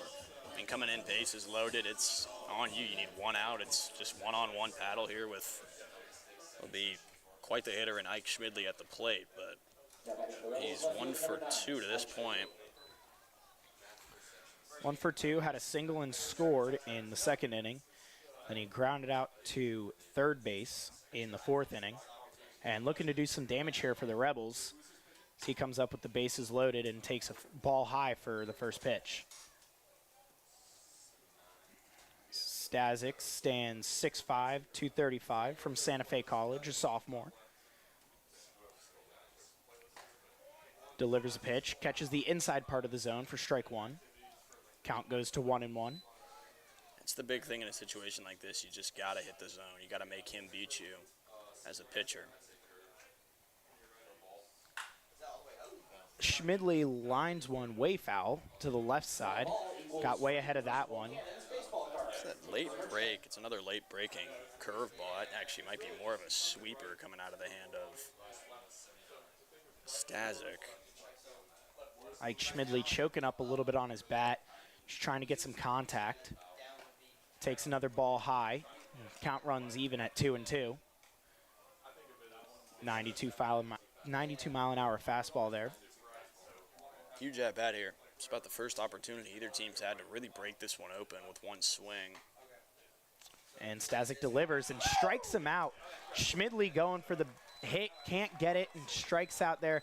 Stasic gets Quintana out of the bases loaded situation, and we will go to the bottom of the 5th here at Fireman's Field.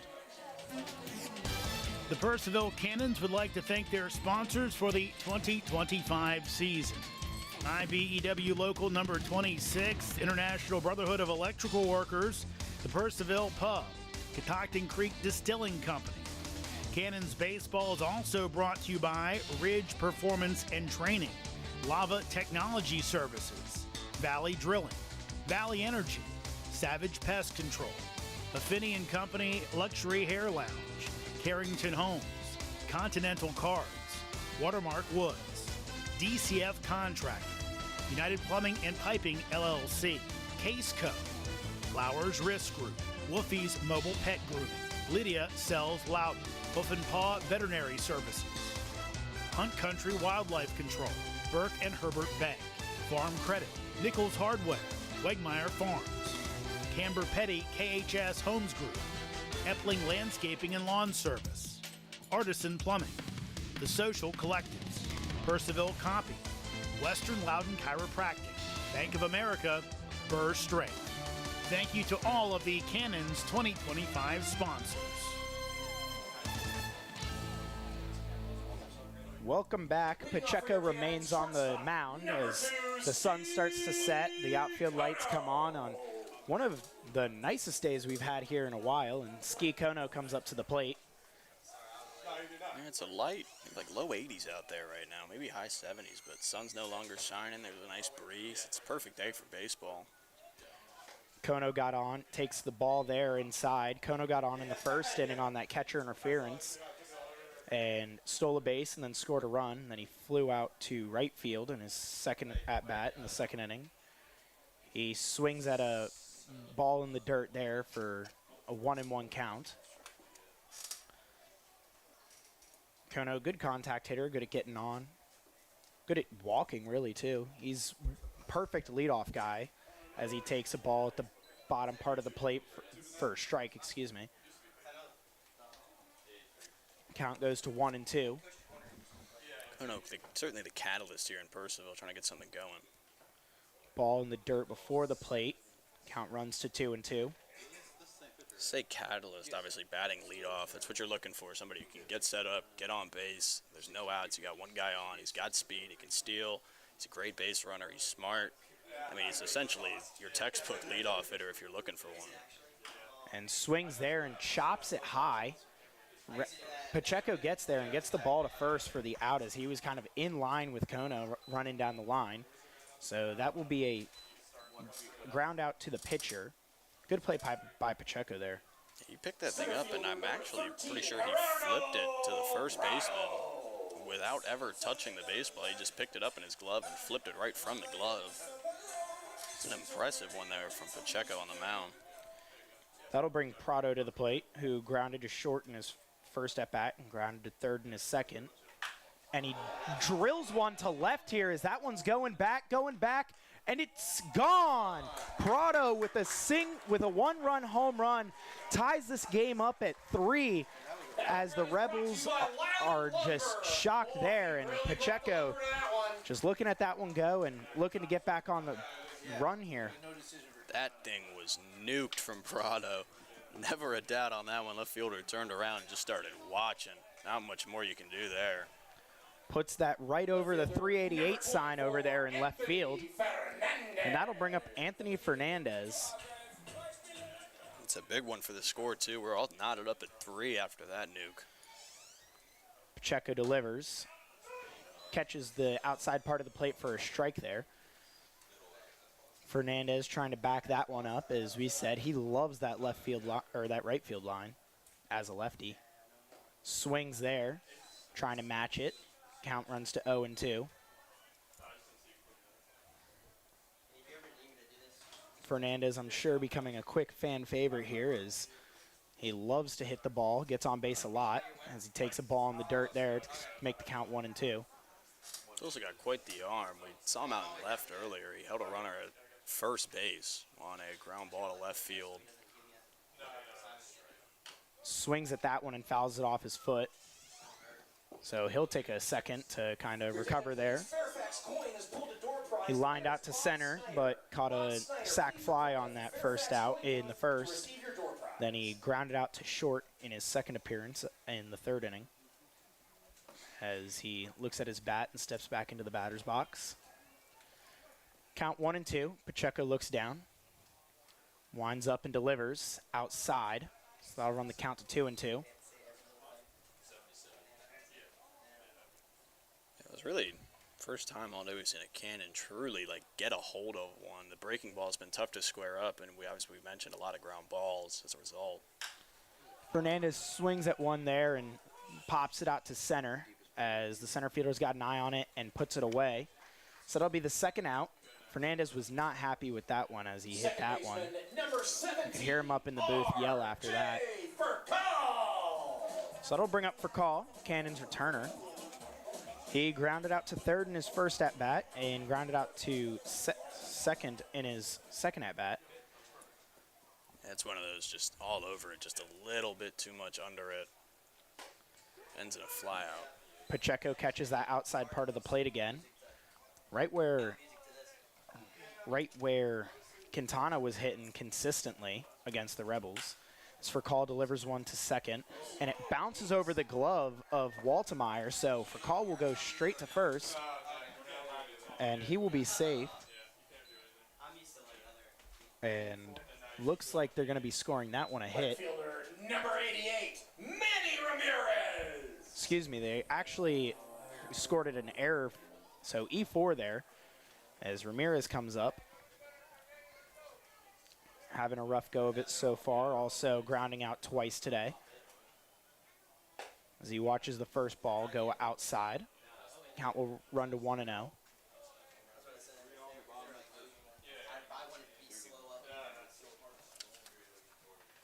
Ramirez could, one swing, get his team in front here. Ramirez fouls one back into the netting.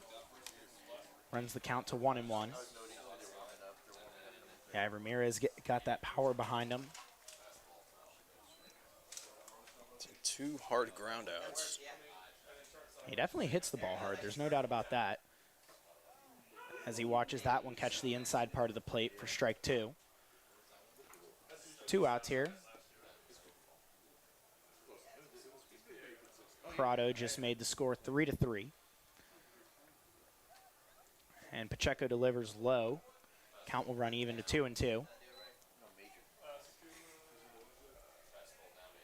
For call over at first, as you mentioned earlier, the Cannons like to run around on the base paths. I'm wondering if they send him trying to give themselves a little bit of a scoring position here. As Manny lines one out to left field, and Schmidley will be in there with ease, and the Rebels will do away with limited damage. Only 1 run from Prado there. And we will go into the top of the 6th, tied 3-3 here in Purcellville.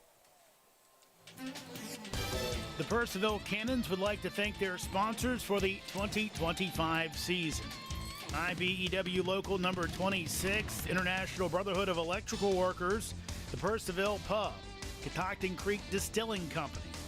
Cannons Baseball is also brought to you by Ridge Performance and Training, Lava Technology Services, Valley Drilling, Valley Energy, Savage Pest Control, Affinity & Company Luxury Hair Lounge, Carrington Homes, Continental Cards, Watermark Woods, DCF Contracting, United Plumbing and Piping LLC, Case Co, Flowers Risk Group, Wolfie's Mobile Pet Grooming, Lydia Sells Loudon, Hoof and Paw Veterinary Services, Hunt Country Wildlife Control, Burke and Herbert Bank, Farm Credit, Nichols Hardware, Wegmeyer Farms, Camber Petty KHS Homes Group, Epling Landscaping and Lawn Service, Artisan Plumbing, The Social Collectives, Purcellville Copy, Western Loudon Chiropractic, Bank of America, Burr Straight. Thank you to all of the Cannons 2025 sponsors. Welcome you back into Purcellville here at Fireman's Field. Score 3-3, all knotted up between the Cannons and the Rebels. Rebels right now out hitting the Cannons 5-3, but that third hit that Purcellville had was a big one. Absolutely launched over the left field wall from Gerardo Prado, and it tied this game up. Remaining on the mound is number 44, Nick Stazik. He did a fantastic job coming in relief of Daniel Quintana, who had a great start. 4.2 innings of 2 earned runs to his name, 3 total. Just 7 Ks. That is quite the number, and another great start at home here from the Cannon starters. Stazik looking to keep it going. Good breaking ball, finds the zone there, strike one. Yeah, Prado blasted that ball. Very easily convincing home run there, and Cannon's pitching doing a great job again today. That one in there as well, strike two. Stazik did a great job coming in and getting that last strikeout to end the inning and get Quintana out of that trouble that he got himself into. That one misses high. It's ball one. Yeah, he's trying to do the same thing here to Matt Murphy. Struck out swinging on his last at-bat in the 4th. He's down 1-2 here. This one grounded, shortstop. Kono throws on. It'll be high, and pulled off the bag is the first baseman, Quentin Pirelli. He will reach. Kind of a tough play there as Rex Smith tripped running from third, so he couldn't get there. So Kono had to take the ball and throw it back across his body. And, I mean, Pirelli made a really good play there to keep the ball in the field. But, yeah, that was a tough play for Kono.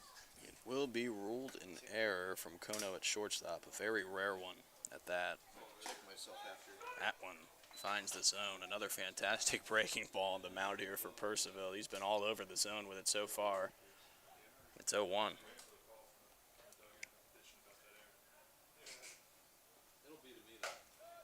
That one going to miss outside. Jack Johnson 0 for 2, striking out both times he came to the plate today. Swinging both times. He's certainly not for a lack of effort. That one in the zone as well. Another breaking ball finds the zone. Strike two, 1-2 the count now. Yeah, Quintana's breaking ball did a lot of damage today. A lot of those swinging strikes came on that breaking ball, painting corners to catch people looking. And that one paints the corner as well. Stazik strikes him out. It's a second K in 3 batters. And this one comes looking. Another great pitch there. Just like you said, painted the corner. Not much you can do there if you're Johnson. Stazik just freezing him. He's been great so far. He's trying to keep this runner on first and leave him there. That one in the zone as well. Strike one. Stazik having absolutely tremendous command right now. He's struggling to miss would be the way I'd put it. Everything is on the edge and perfectly placed. It's just difficult to hit those. That one going to miss just high. It'll be ball one. Count even 1-1. Hobson reached on a fielder's choice earlier, got a single and scored in his last at-bat, last inning. Brought in that third run for the Rebels. That one swung on and missed. Strike two. Stazik looking to record his 3rd strikeout in as many outs so far tonight.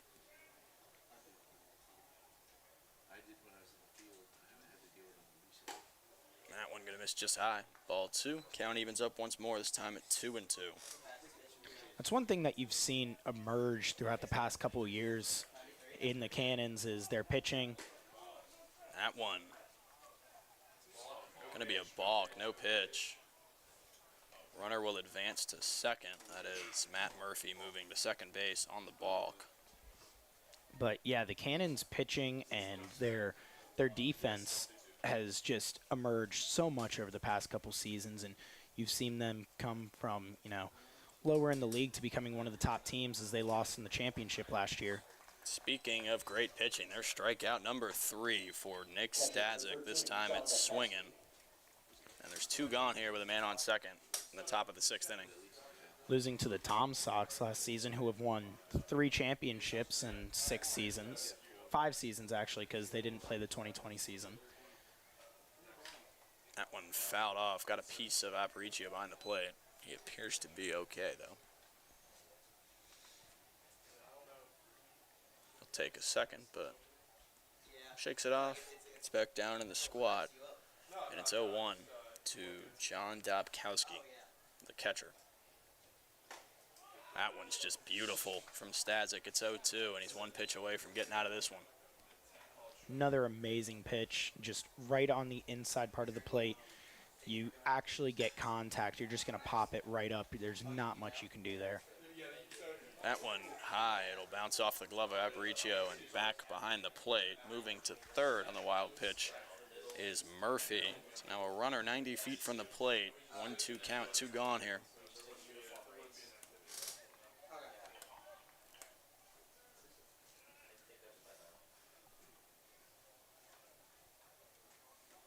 Game remains tied at 3. Stazik trying to keep it that way. Pitch on the way. Got him, swing, and he strikes out the side. Nick Stazik keeps it 3-3, and we will see you in the bottom of the 6th as the Cannons try to take the lead. The Purcellville Cannons would like to thank their sponsors for the 2025 season. IBEW Local Number 26, International Brotherhood of Electrical Workers, the Purcellville Pub, Catoctin Creek Distilling Company.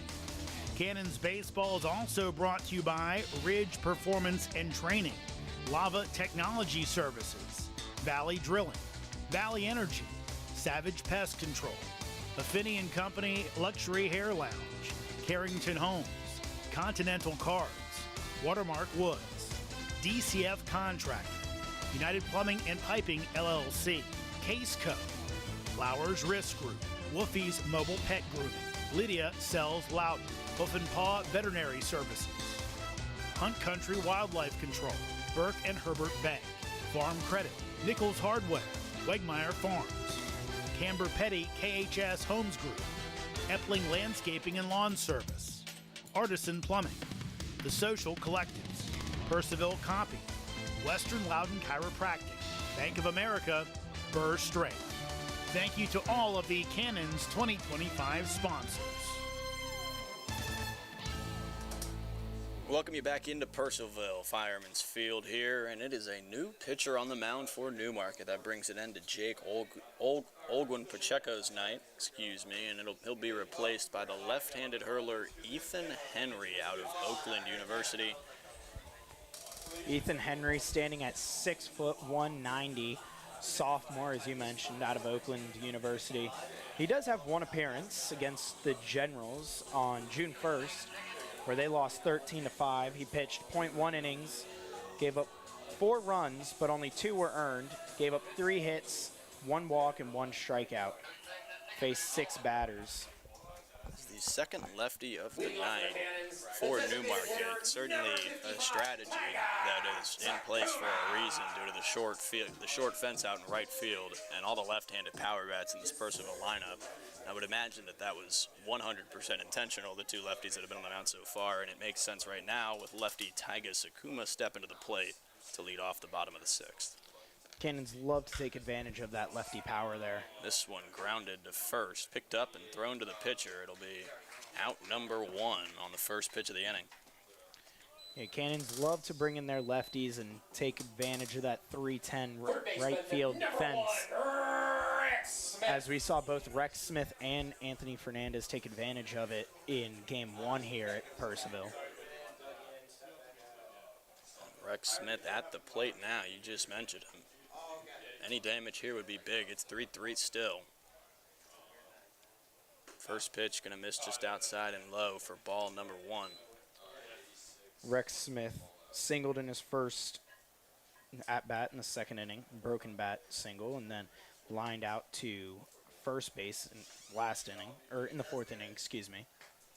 This one, he loses the bat. It did not break and caught in the on-deck circle by Quentin Pirelli. That was quite the sequence. He might want to go spray some tack on that one. He lost that one real quick. I thought he hit another home run for a second. It turns out it was the bat flying. Yeah, he's getting some pine tar on that one. If bats counted as home runs, that might have been one. That thing was flying. You saw all the fans on the right field side kind of lean back, bracing for the bat. Thought someone was going to be taking home a souvenir there. It almost got caught up there. 1-1. That one catches the outside edge for strike 2. Smith got to move into the 2-strike approach here. Nobody on, 1 out. I love looking at pitchers' ERAs when they just start and, maybe not have the best outing, as like Henry has a 54 ERA right now. Into left, and it is going to be just foul, maybe 3 inches from that line. But indeed foul, and so Smith will have to head back around and back to the plate. Count remains 1-2. But, yeah, the math just doesn't quite match up sometimes, where he's a 54 ERA right now, which obviously did not give up 54 runs in his appearance. That's what 1 outing will do to you. If it's 1 outing and you give up like short one too. 3 runs in an inning, that ERA gets up there. But that's why relief pitcher ERA never really too much of a stat to look at unless they have a large sample size under them. 1-2 pitch on the way once more. Smith lays off it. It's outside for ball 2. Shakes his head. Didn't like that one at all the way. It's a great take and a 2-strike count. So even at 2-2. Henry gets set, deals. This one bounces in the dirt. It'll be outside. Count full now. Rick Smith works it to a payoff pitch here. It's like Rex Smith working with a wood bat, as the players here have a choice to use a wood bat or an aluminum bat.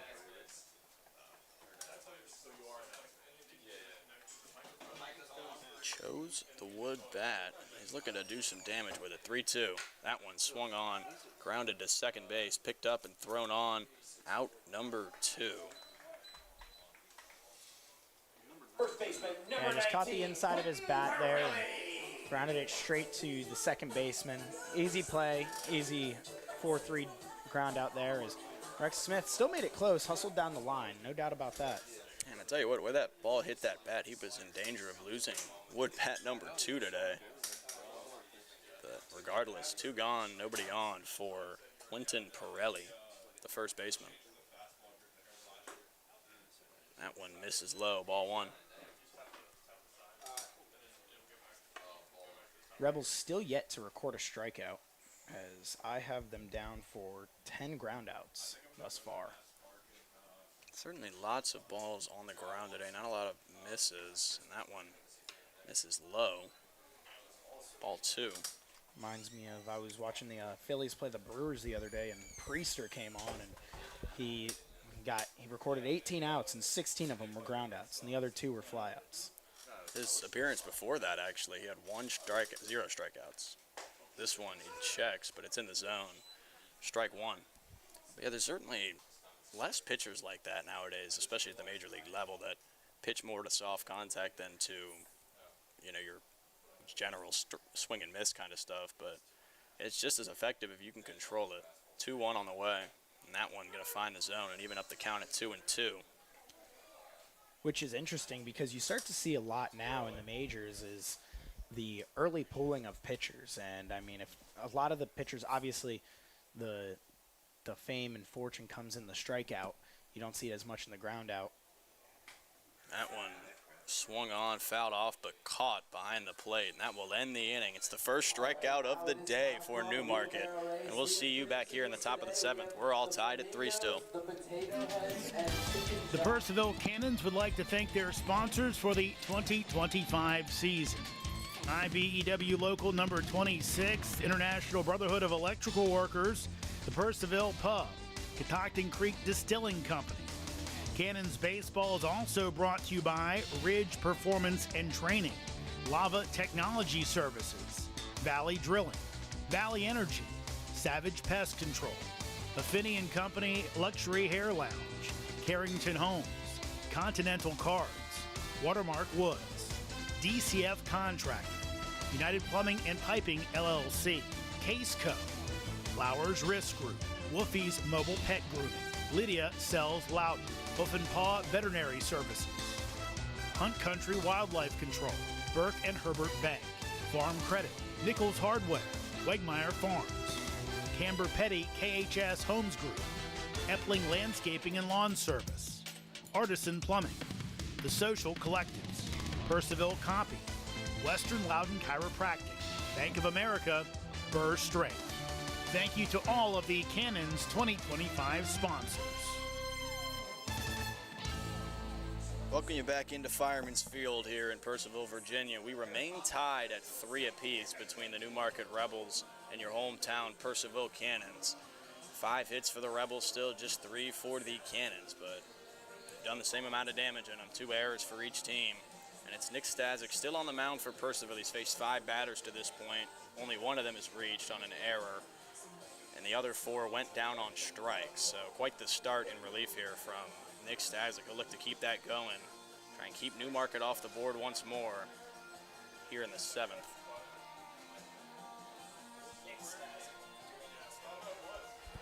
Nick Stasic doing exactly the opposite of what we were just talking about. Yeah, we were just talking about the ground ball pitching. He's done none of that. None of that noise for Nick Stasic. He's been all K's so far. And he'll look to keep that going as he faces off against the 9-hole hitter for Newmarket. The shortstop, Brennan Peterson, stands in to lead off. Top of the 7th. We are underway once more. First pitch.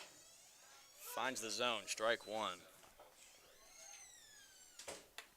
Be an interesting number to look at when this one's over is the ball to strike ratio from Nick Stasic, as that one is in the zone as well for strike 2.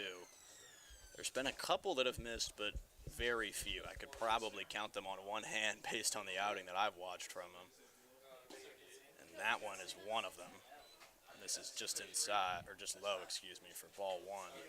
He's done a really good job with his command, done a really good job keeping the ball around the zone. That one grounded to first, picked up by Pirelli. He stumbles, but recovers, steps on the bag for out number 1. That is the first out recorded not via the strikeout for Nick Stasic. It's a ground out to first. As I was saying, he's done a really good job finding command of the zone. He's had a couple mishaps. You see a couple misses that miss big, but for the most part, like you said, he's done a really good job keeping it around the zone, making players swing. That one going to miss just low, ball 1. And even if they're not swinging, he's still catching the paint and still recording strikes. Certainly been a fantastic outing so far. He's looking to keep that going. It's the leadoff man, Logan Kelly, standing in now. He watches that one for strike 1. Kelly appears to be 1 for 2 today. He reached on a fielder's choice in his second at-bat. That's the non-AB. Swings and misses here for strike number 2. Actually, it appears he fouled it off, but regardless, strike number 2. Kelly recorded an RBI earlier. That one going to miss ball 2. Adding to his 3 on the season. Batting .250 at the start of this game. He knocked that ball on the left and came around from second. It's Dobson, I believe. That one fouled off into the dirt. And they'll do it again at 2-2. He started all 4 games for the Rebels. It's Hobson that he knocked in, not Dobson, excuse me. 2-2 pitch once more. That one just high, ball 3. It'll move to full. Rebels keeping a pretty consistent lineup as I mentioned, Kelly has started all 4 and 5 now. This one lined foul and just past the dugout. Malo, who's not in the lineup, started the 4 prior to today. Jack Johnson has started all 5.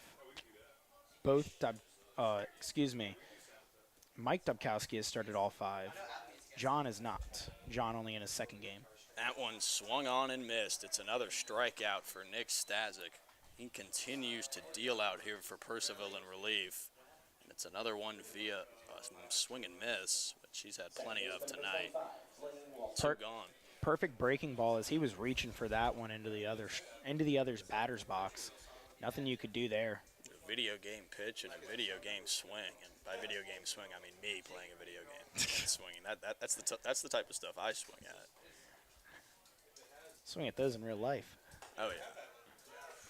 It'll be strike 1 on the outside edge, continuing that paint job. did swing at those in real life. That's why I'm up here in the booth now. That one just misses, ball one. Everyone reaches that age where, a lot of people, I should say, reach that age where they realize, you know what, maybe I'm not a pro athlete. It takes a while to realize the value of a walk. That one, going to find the zone. Strike two, Stasic. One strike away from getting out of another inning with no damage and not a single base runner allowed, to his credit. 1-2 count, 2 gone, on the way. In there for strike three, Nick Stasic, absolutely electric in relief tonight, and he keeps it scoreless in the top of the seventh. 3-3 as we head to the bottom half here in Purcellville. The Purcellville Cannons would like to thank their sponsors for the 2025 season. IBEW Local Number 26, International Brotherhood of Electrical Workers, the Purcellville Pub, Catoctin Creek Distilling Company. Cannons Baseball is also brought to you by Ridge Performance and Training, Lava Technology Services, Valley Drilling, Valley Energy, Savage Pest Control, Affinity & Company Luxury Hair Lounge, Carrington Homes, Continental Cards, Watermark Woods, DCF Contracting, United Plumbing and Piping LLC, Case Co, Flowers Risk Group, Woofy's Mobile Pet Grooming, Lydia Sells Loudon, Hoof and Paw Veterinary Services, Hunt Country Wildlife Control, Burke and Herbert Bank, Farm Credit, Nichols Hardware, Wegmeyer Farms, Camber Petty KHS Homes Group, Epling Landscaping and Lawn Service, Artisan Plumbing, The Social Collectives, Purcellville Copy, Western Loudon Chiropractic, Bank of America, Burr Strait. Thank you to all of the Cannons 2025 sponsors. Welcome you back to Purcellville after a scoreless top of the seventh inning. Rebels 3, Cannons 3. We're all tied up heading into the final couple innings of this one. It's sure to be a great finish here, and that will start now in the bottom of the seventh with Aiden Aparicio, the catcher for the Cannons tonight. Excuse me, this is Aiden Aparicio. He is 0 for 2 today so far. Sorry, 0 for 1. He had a sac fly that scored a run in his first at-bat. Henry remains on the mound for the Rebels after going 3 up, 3 down against the Cannons in his last inning. That one misses outside, ball one. Just tremendously helped out his ERA. That he did. He's looking to help it out some more here and follow up another scoreless inning from Stasic with another scoreless inning of his own. 1-0 pitch. That's got some movement on it, but it's going to miss high. 2-0 count to Aparicio. Always want to avoid the leadoff walk. That one in there at 89 miles an hour, by the way. Got some gas on that fastball. That one's going to miss low. 3-0 count. Henry looking to avoid the dreaded leadoff walk. Never good to walk that leadoff batter, like you mentioned. Always leads to damage. And he will walk that leadoff batter. It's a 4-pitch walk to Aiden Aparicio, and that will bring up the top of the order with a man on first and nobody out here in Purcellville. It's good work by Aparicio there.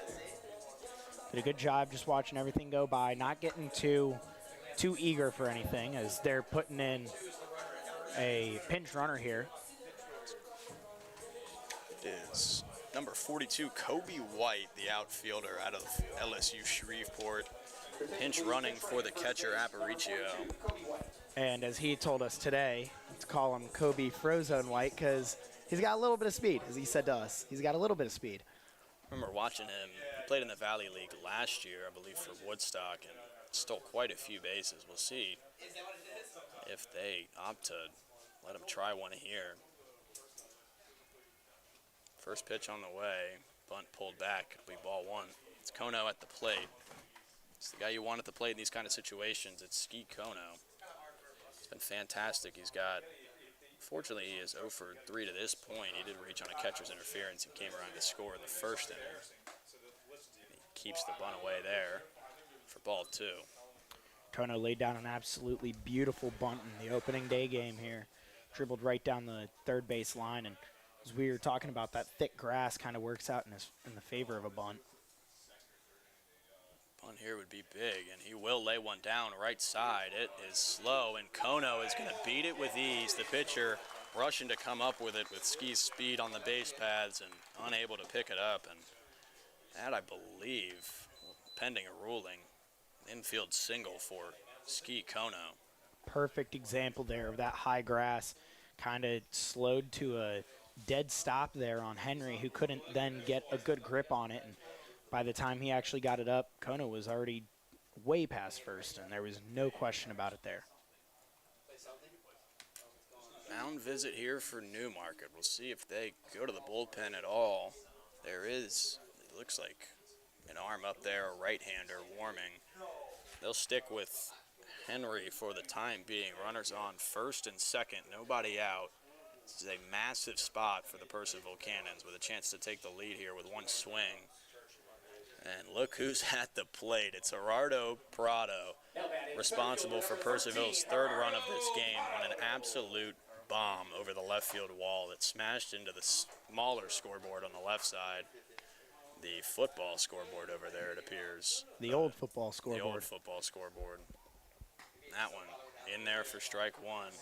Yeah, this place hasn't been used as a football field in, I don't know, probably since 2018, if I had to guess. Pains me that is 7 years ago. Yeah, that makes me feel a little old. I used to play here in football, and, man, it looks a lot different as a full baseball field. That one outside. White far off second, but he'll get back with ease. No throw down. 1-1 count. It's a big spot for Prado. We mentioned the damage he did in his last at-bat. Any damage here would put his team on top. The bottom of the seventh. Pitch from Henry on the way. That one going to miss low. Ball 2. 2-1 count. Haven't seen too much from White there as they brought him in to run for Aparicio. I would imagine if this one's into the outfield, White will be going to the plate. Here we go, 2-1 pitch. Gonna miss outside, 3-1. Big pitch on the way here from Henry. The last thing you want to do is load the bases with nobody out for Anthony Fernandez on deck. Another big power guy there.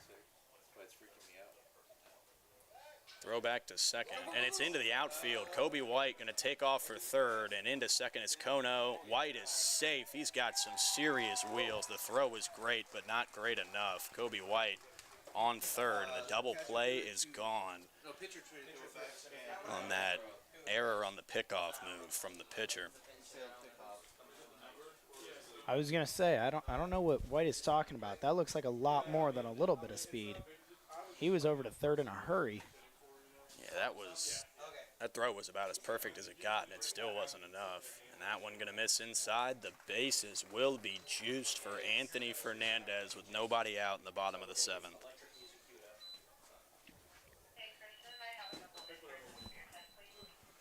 And coming out to, I would assume, make a pitching change this time, and he will. So that will do it for the pitcher on the mound, Henry, and we will tell you all about the new one. He's got quite the job when we come back.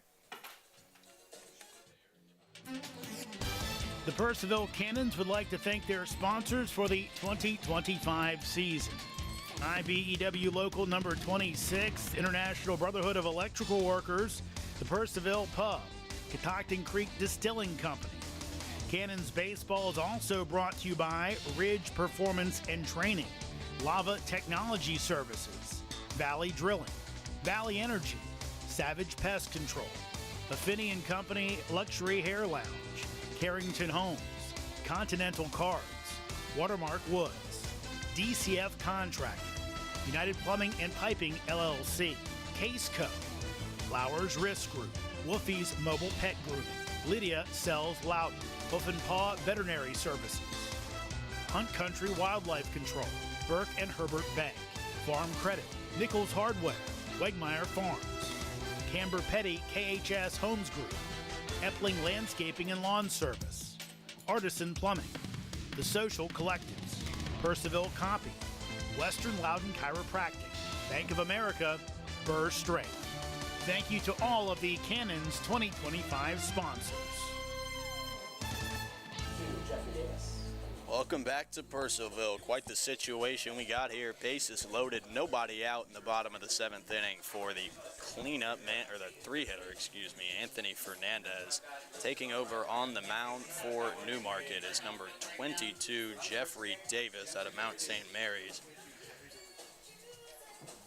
That's all we have on him. Out of Mount St. Mary's, like you mentioned, making his first appearance on the season.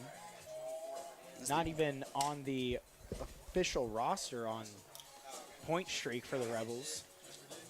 He's the first righty to take the mound for the Rebels today. He will step on the bump and face quite the left-handed bat in Anthony Fernandez.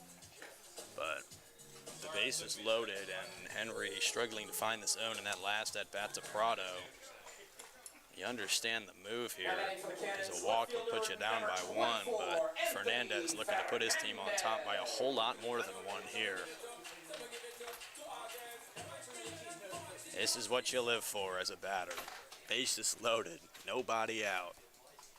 A 3-10 right field fence. And a tie game.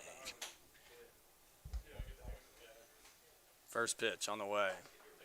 And he was trying to hit it over that right field fence. He does not get a hold of that one, though. It's strike 1. He was trying to hit that one to Winchester. He swung out of his shoes on that one. 0-1. Swung on and missed, strike 2. This would be a huge out for Jeffrey Davis out of the pen. Again, trying to just kill the ball. Wonder if he takes a more relaxed approach here now that he's quickly down 0-2. Here it is, 0-2. Swung on the outside edge and missed for strike number 3. Fernandez goes down on strikes, and it is an enormous second out, or first out, excuse me, for Jeffrey Davis. Yeah, huge strikeout there for Davis. Is able to strike out Fernandez really quickly. 3 pitches, 3 strikes.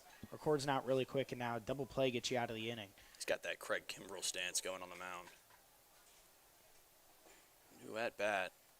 RJ for call, grounded in between, and there will be no play at any base. It'll score Kobe White from third, and the Cannons are on top by 1 here in the bottom of the 7th inning on an RBI from RJ for call. It's exactly what you want to see there. That worked out perfectly with that high grass. Looks like Furcal might be injured. He appears to be in he's limping a little bit of pain. Walking back down the first base line. And it looks like Coach Fuller's coming out to him, and they're calling out to a trainer. Furcal will leave the game. Bruce to open, he is okay. He's a fantastic player for this Purcellville team and a fantastic player overall, and that would be a big loss this early in the year.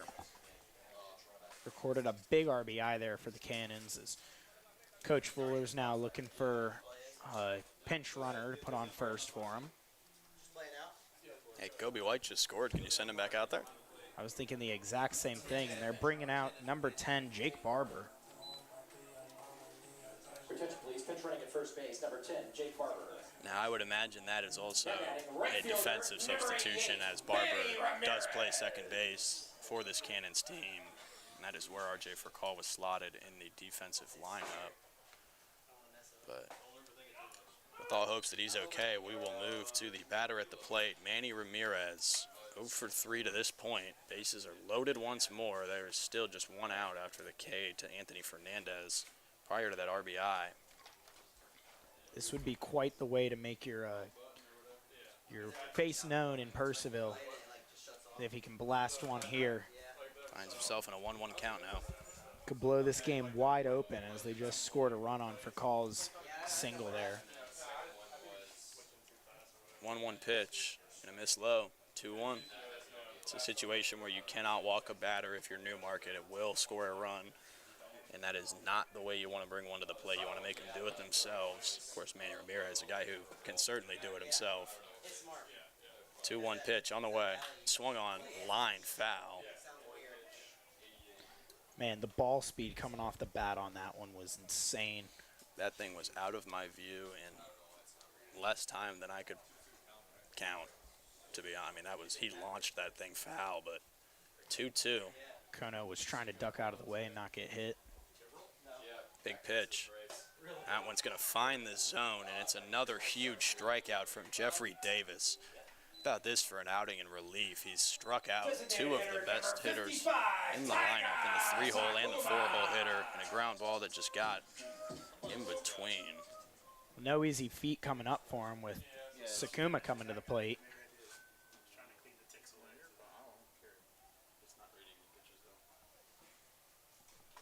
So 2 gone now for Taiga Sakuma. Singled in his last at-bat. No, he grounded out to first. He singled in the at-bat prior to that, back in the 4th inning. Scored a run in the 2nd inning, too, after getting on balls. That one fouled off behind the plate. It'll even the count up at 1-1. First pitch missed for a ball. It's a great contact hitter. A single here could score 1, maybe 2 potentially. Prado, the center fielder, I'd imagine, has some speed on second base. That one just catches the outside edge. Strike 2. That pitch looked very similar, just on the opposite side of the pitch that put away Manny Ramirez. Big 1-2 pitch coming. Bases loaded, 2 gone. Swung on and fouled off. Sakuma stays alive. See another 1-2 pitch. That's the one he wanted to turn on there and get out and bloop out into the early outfield, A lot of space out there in left field where he looked to be aiming. He'll Right in try the once gap. more. 1-2. Swung on, left center, and under it is the left fielder, and making the grab to end the inning. Great relief effort from Jeffrey Davis. Keeps Purcellville to just 1 run. They strand the bases loaded. It's 4-3 as we head to the 8th. The Purcellville Cannons would like to thank their sponsors for the 2025 season. IBEW Local Number 26, International Brotherhood of Electrical Workers, the Purcellville Pub, Catoctin Creek Distilling Company. Cannons Baseball is also brought to you by Ridge Performance and Training, Lava Technology Services, Valley Drilling, Valley Energy, Savage Pest Control, Affini & Company Luxury Hair Lounge, Carrington Homes, Continental Cards, Watermark Woods, DCF Contracting, United Plumbing and Piping LLC, Case Co, Flowers Risk Group, Wolfie's Mobile Pet Grooming, Lydia Sells Loudon, Hoof and Paw Veterinary Services, Hunt Country Wildlife Control, Burke and Herbert Bank, Farm Credit, Nichols Hardware, Wegmeyer Farms, Camber Petty KHS Homes Group, Epling Landscaping and Lawn Service, Artisan Plumbing, The Social Collectives, Purcellville Copy, Western Loudon Chiropractic, Bank of America, Burr Strait. Thank you to all of the Cannons 2025 sponsors.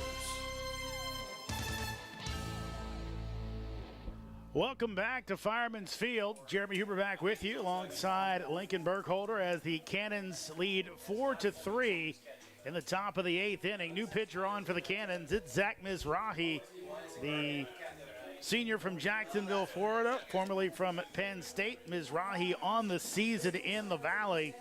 0-1 record, 0.00 ERA. He was on the hill in the 9th inning when the Cannons lost their opener against Front Royal. Ended up putting a man on. His pickoff move puts the man at third base and ended up almost getting out of the inning, but would give up the game-winning run as Front Royal got the victory. In a big spot here. Once again entrusted, this time one-run lead. Once again, it's a 4-3 Purcellville lead. After the RBI infield single from RJ for a call the previous inning.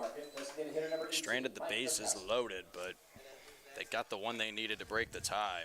Mizrahi entrusted to hold it. So Dubkowski, Schmidley, and Murphy scheduled batters for Newmarket. Got some defensive changes to tell you about. Mizrahi long look in, and he delivers as that will miss the outside corner for a ball. Ryan Gargett off the bench. He takes over at catcher for Aparicio as Kobe White came on as the pinch runner. So Gargett will be in the number 9 hole as that's in for a strike. At second base, it's Jake Barber. Barber came on for the injured Rafael Furcal. He's at second base and will bat in the 4th spot. 1-1. That'll miss high for a ball. Count goes to 2-1.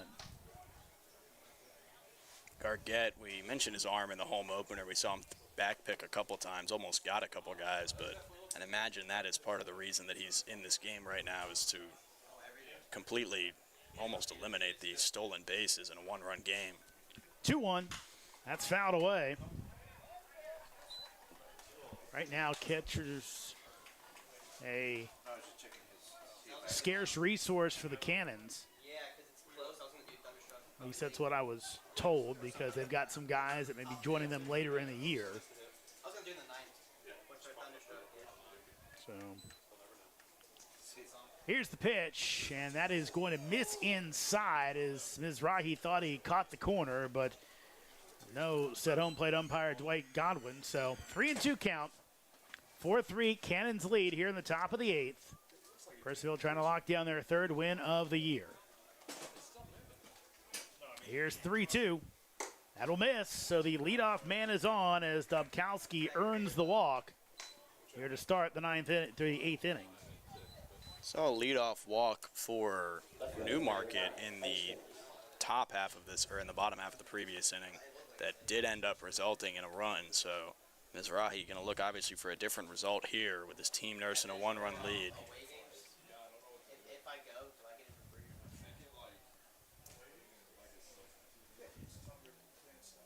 Here's the pitch, bunt shown, it's put down. Mizrahi grabs it, throws, and it's going to be in time, just in time, as Mizrahi kind of clutched it for a second, but got it down and got the speedy Schmidley by a step for the first out of the inning as Dubkowski moves down to second base.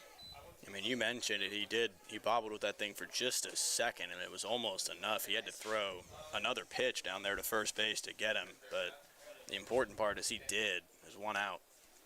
Here's Matt Murphy. Murphy's been on base twice today as that misses outside. Murphy hit by a pitch in the 2nd, then in the 6th. He reached on an error, made it all the way to third base before Stazak shut the door. Here comes the 1-0. Mizrahi, long hold. He delivers. Breaking ball will miss. Count goes to 2-0.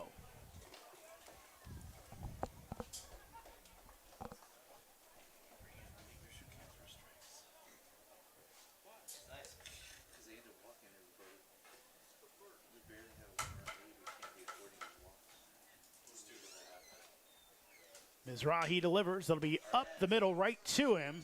Thought about going to third, then lobs over to first base and gets the out as Dubkowski moves to third base, but 2 outs on the board. From Fairfax Coin, I've got raffle winner Bob Tying Steiner. run 90 feet from home plate now, as you just mentioned. You're going to need this third out here. Obviously, first and second base still open, but that'll bring up Jack Johnson, who to this point has struck out 3 times in all 3 of his at-bats, 2 swinging and 1 looking. Strikeout here would be huge.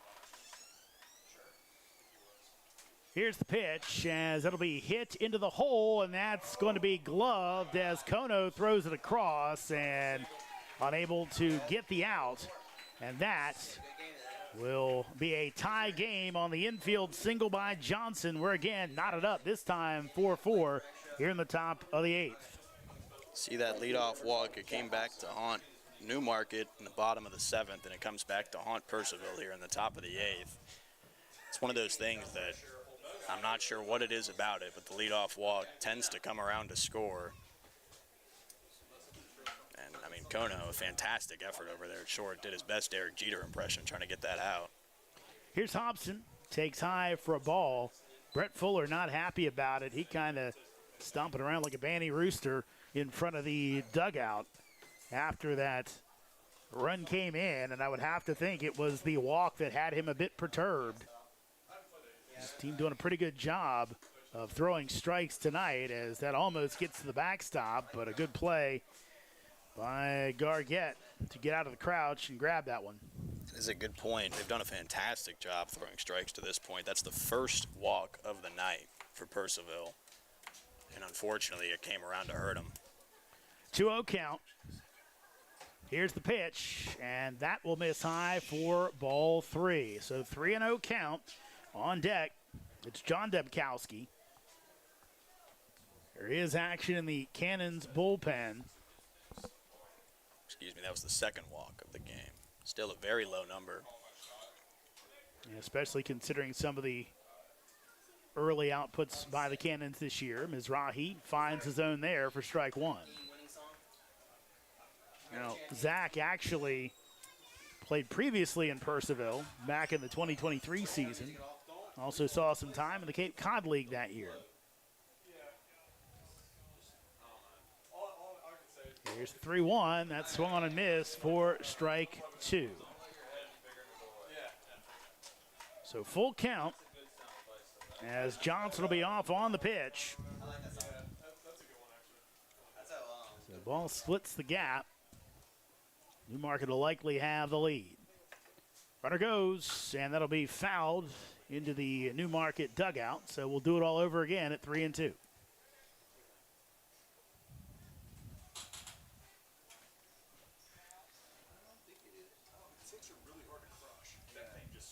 Big payoff pitch coming once more.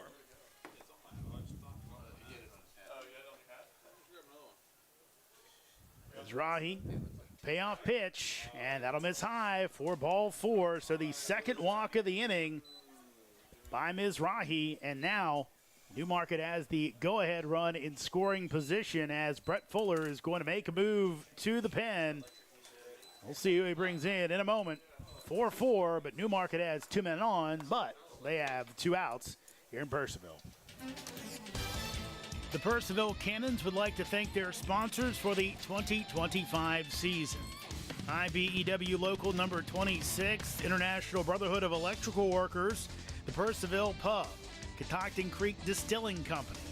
Cannons Baseball is also brought to you by Ridge Performance and Training, Lava Technology Services, Valley Drilling, Valley Energy, Savage Pest Control, Affini & Company Luxury Hair Lounge, Carrington Homes, Continental Cars, Watermark Woods, DCF Contracting, United Plumbing and Piping LLC, Case Co, Flowers Risk Group, Loughton Construction, Fairfax Coin and Collectibles Exchange, West Trail Wellness and Massage, Norbo Dental, Loudon Lumber, Loudon Valley Floors, Hartley Home Exteriors, Altus Consulting, Shenandoah Sluggers Baseball Club, Keeping It Real Real Estate Team, Shanti Aesthetics, Morningside House, South Fork Dentistry. Thank you to all of the Cannons 2025 sponsors. New pitcher on for the Cannons. It's the lefty, Hazen Lancaster, the 6'2", 200-pound junior from Raleigh, North Carolina, and UNC Greensboro, previously at Pitt Community College. Lancaster with 1 appearance so far this season. He also pitched in that season-opening loss against Front Royal. Walked a batter, but made it through unscathed run-wise as he faced 4 batters that night. Lancaster this year for UNCG pitched to an ERA of 12.27. Only 3 appearances for him. Last one coming against Mercer on April the 26th. So Lancaster coming on, and Blake Godwin looking at something. Not exactly sure what he's looking at with Gargett right now. Looks like the lineup card. Don't know why that would be checking that out. But whatever it is, Dwight Godwin satisfied. He'll put it in his front pocket, and we'll get back to baseball in a huge situation here. Cannon trying to get it to the bottom of the 8th, still tied up. We've seen this before. Every time the Cannons take the lead, the Rebels fire back. Here's the pitch. Breaking ball drops right in for strike one. 12-6 curve action there. It's a fantastic first pitch. It's hard to control that pitch and command that pitch, but he found the zone with ease. 0-1. That'll be softly hit to third base, and they're going to let it go foul. Smart play by Smith down at third base. Just caught the edge of that grass there and kicked right through. Just barely foul, but smart and the right play from Rex Smith out there at third. Strike two. The problem is that dirt is a little loose, so there's always the possibility it can kind of stay. But once it got foul, Smith picked it up, and now an 0-2 count on Dubkowski as Lancaster tries to get out of the jam. It's a sign from Gargett. Here's the 0-2 as that breaking ball will miss inside. Looked like Dubkowski kind of shoved the leg out there real quick. Still in search of his first hit tonight. Struck out swinging in his last at-bat. Got a ground out to third and a GIDP to short. 1-2. That is low for ball two. And now Lancaster, the quick first two strikes, trying to avoid the 3-2 count. And the runners get off on the pitch. 4-4 is our score. Both these teams looking for their third win of the season. Lancaster delivers again, looking for the chase, and he can't get Dubkowski to bite. So count goes 3-2. And Newmarket has the advantage as their runners will be off on the pitch.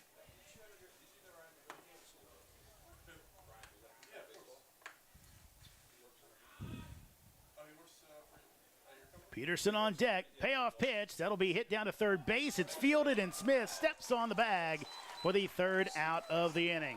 Rex Smith perfectly positioned, made the snag, and ends the inning as Lancaster gets the Cannons out of the jam. We head to the bottom of the 8th. We're tied up at 4, Rebels and Cannons here in Purcellville. The Purcellville Cannons would like to thank their sponsors for the 2025 season. IBEW Local Number 26, International Brotherhood of Electrical Workers, the Purcellville Pub, Catoctin Creek Distilling Company. Cannons Baseball is also brought to you by Ridge Performance and Training, Lava Technology Services, Valley Drilling, Valley Energy, Savage Pest Control, Affini & Company Luxury Hair Lounge, Carrington Homes, Continental Cards, Watermark Woods, DCF Contracting, United Plumbing and Piping LLC, Case Co, Flowers Risk Group, Wolfie's Mobile Pet Grooming, Lydia Sells Loudon, Hoof and Paw Veterinary Services, Hunt Country Wildlife Control, Burke and Herbert Bank, Farm Credit, Nichols Hardware, Wegmeyer Farms, Camber Petty KHS Homes Group, Epling Landscaping and Lawn Service, Artisan Plumbing, The Social Collectives, Purcellville Copy, Western Loudon Chiropractic, Bank of America, Burr Strength. Thank you to all of the Cannons 2025 sponsors. Welcome back as it's the Newmarket Rebels 4, Purcellville Cannons 4, as we head to the bottom of the 8th inning as Jeffrey Davis remains on after coming on to get Newmarket out of a jam. Did give up one run, but ended up leaving the bases loaded. It'll be Rex Smith, who just made a pair of good defensive plays, one with his head, one with his glove, to help close out the top of the inning. He's at the plate. Davis delivers as Smith takes for a ball.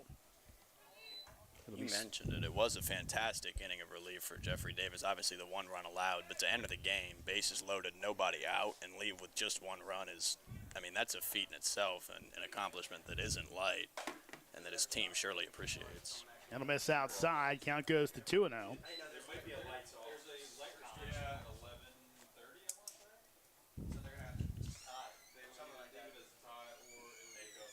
Here comes the 2-0 pitch, as that'll be fouled back.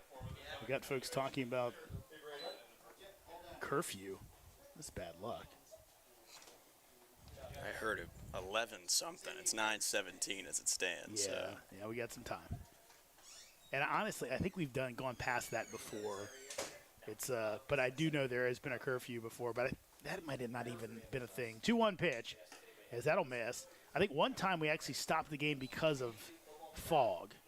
Fog rolled in, and guys started dropping fly balls, and they said, that's it, we're done. And we had to pick it up later in the season. I can see how fog would be a safety hazard. 3-1, as that'll be fouled away. So count to go full with Quentin Pirelli on deck. I do remember one time that we played late, and I think they basically said, okay, just turn off the PA. Or maybe we couldn't play music, but I think we were still allowed to do announcements, but turn the PA system down, and everything was just done at a lower decibel. 3-2, and swung on and missed as Smith chases one low. Another strikeout for Davis. That'll be his third. First out here in the bottom of the 8th. Quentin Pirelli. Be an interesting way to play baseball. Got like golf announcing going on. Now step into the plate. Everyone's just whispering. I mean, you do have some houses out there, so they can certainly hear what's going on here. But He didn't coach him. No, he's an amazing coach. Wasn't all that bad, but it definitely was not as loud as normal. Pirelli will watch that one go outside for a ball. Quentin out of Elizabethtown. He's reached base twice tonight on a walk, a hit by pitch. Also struck out his last time up. That'll be fouled back.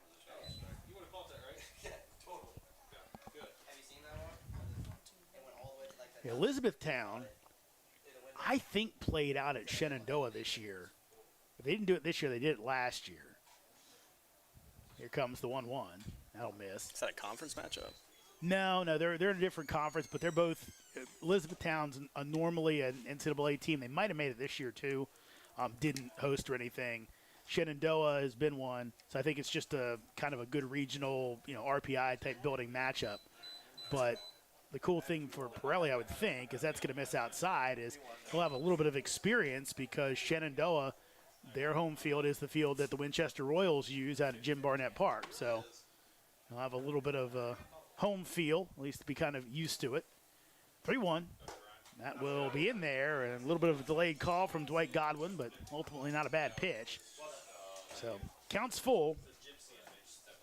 And pinch hitters on deck. Excuse me, not pinch hitter.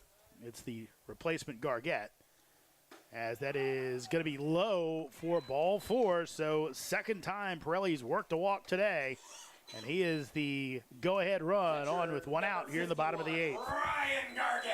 It's a big lead, or not leadoff runner, excuse me. There is one out, but it's a big base runner with a tie game in the bottom of the 8th. A run in this inning would put Purcellville just 3 outs away, and then it's a pinch runner.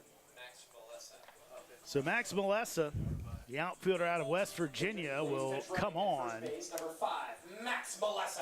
Would assume someone will replace him defensively in the top of the 9th. But right now, Brett Fuller trying to take the lead.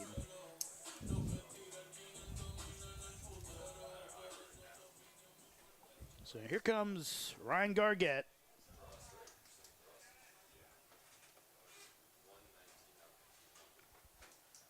As that is in there for a strike.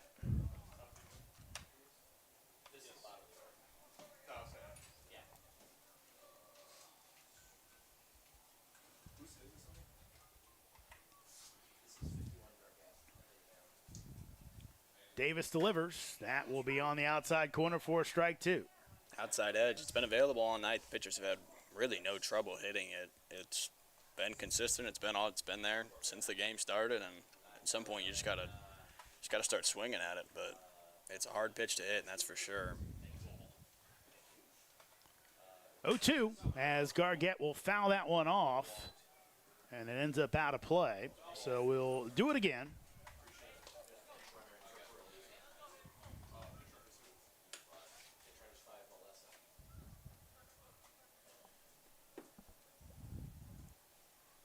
Melessa down at first base as the pinch runner. 4-4 game. Bottom of the 8th inning. Cannons with 1 out. 1-2 count. Here's the pitch, and that is on the outside corner. So Gargett will go down looking at a dotted fastball by Davis for out number 2. Ski Kono. 4th strikeout of the contest for Davis, and 2 outs here at the bottom of the 8th. Back to the top of the order, and Ski Kono. Coach Fuller referred to him as the catalyst. They could use a catalyst right here. Johnson playing somewhat even with the bag as he kind of creeps in a bit, as that'll be in for a strike. We'll see if he backs off. That was a bit of a deke to start. It's certainly close to the bag for a left-handed hitter who will happily pull that through that gap. Here's the 0-1. That will miss away. The one problem when you deal with Kono, you have to always, and I mean always, be cognizant of the bunt. He will lay it down in any situation. And it will be perfect. That's what he does. As he'll take inside, and a runner goes, throw down, and no one on the bag. Wow. I don't know if that was a delayed steal on purpose. Melessa looked like he was just kind of leisurely coming off the bag.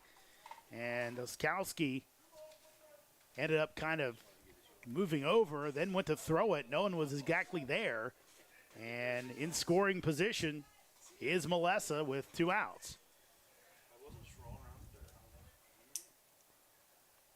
Here's the pitch. That'll miss outside. Count goes to 3-1. Did look to me like it was just like a big lead, maybe trying to bait the throw down to first so you can take second. Took a look to his right, and there was just nobody on second base, so he took off, and he was there even on a good throw. Davis checks the runner, and he will step off. Prado on deck. And the solo homer in the 5th, a walk in the 7th. Let's see if Kono can keep the line moving. 3-1. Big swing and a miss for strike 2.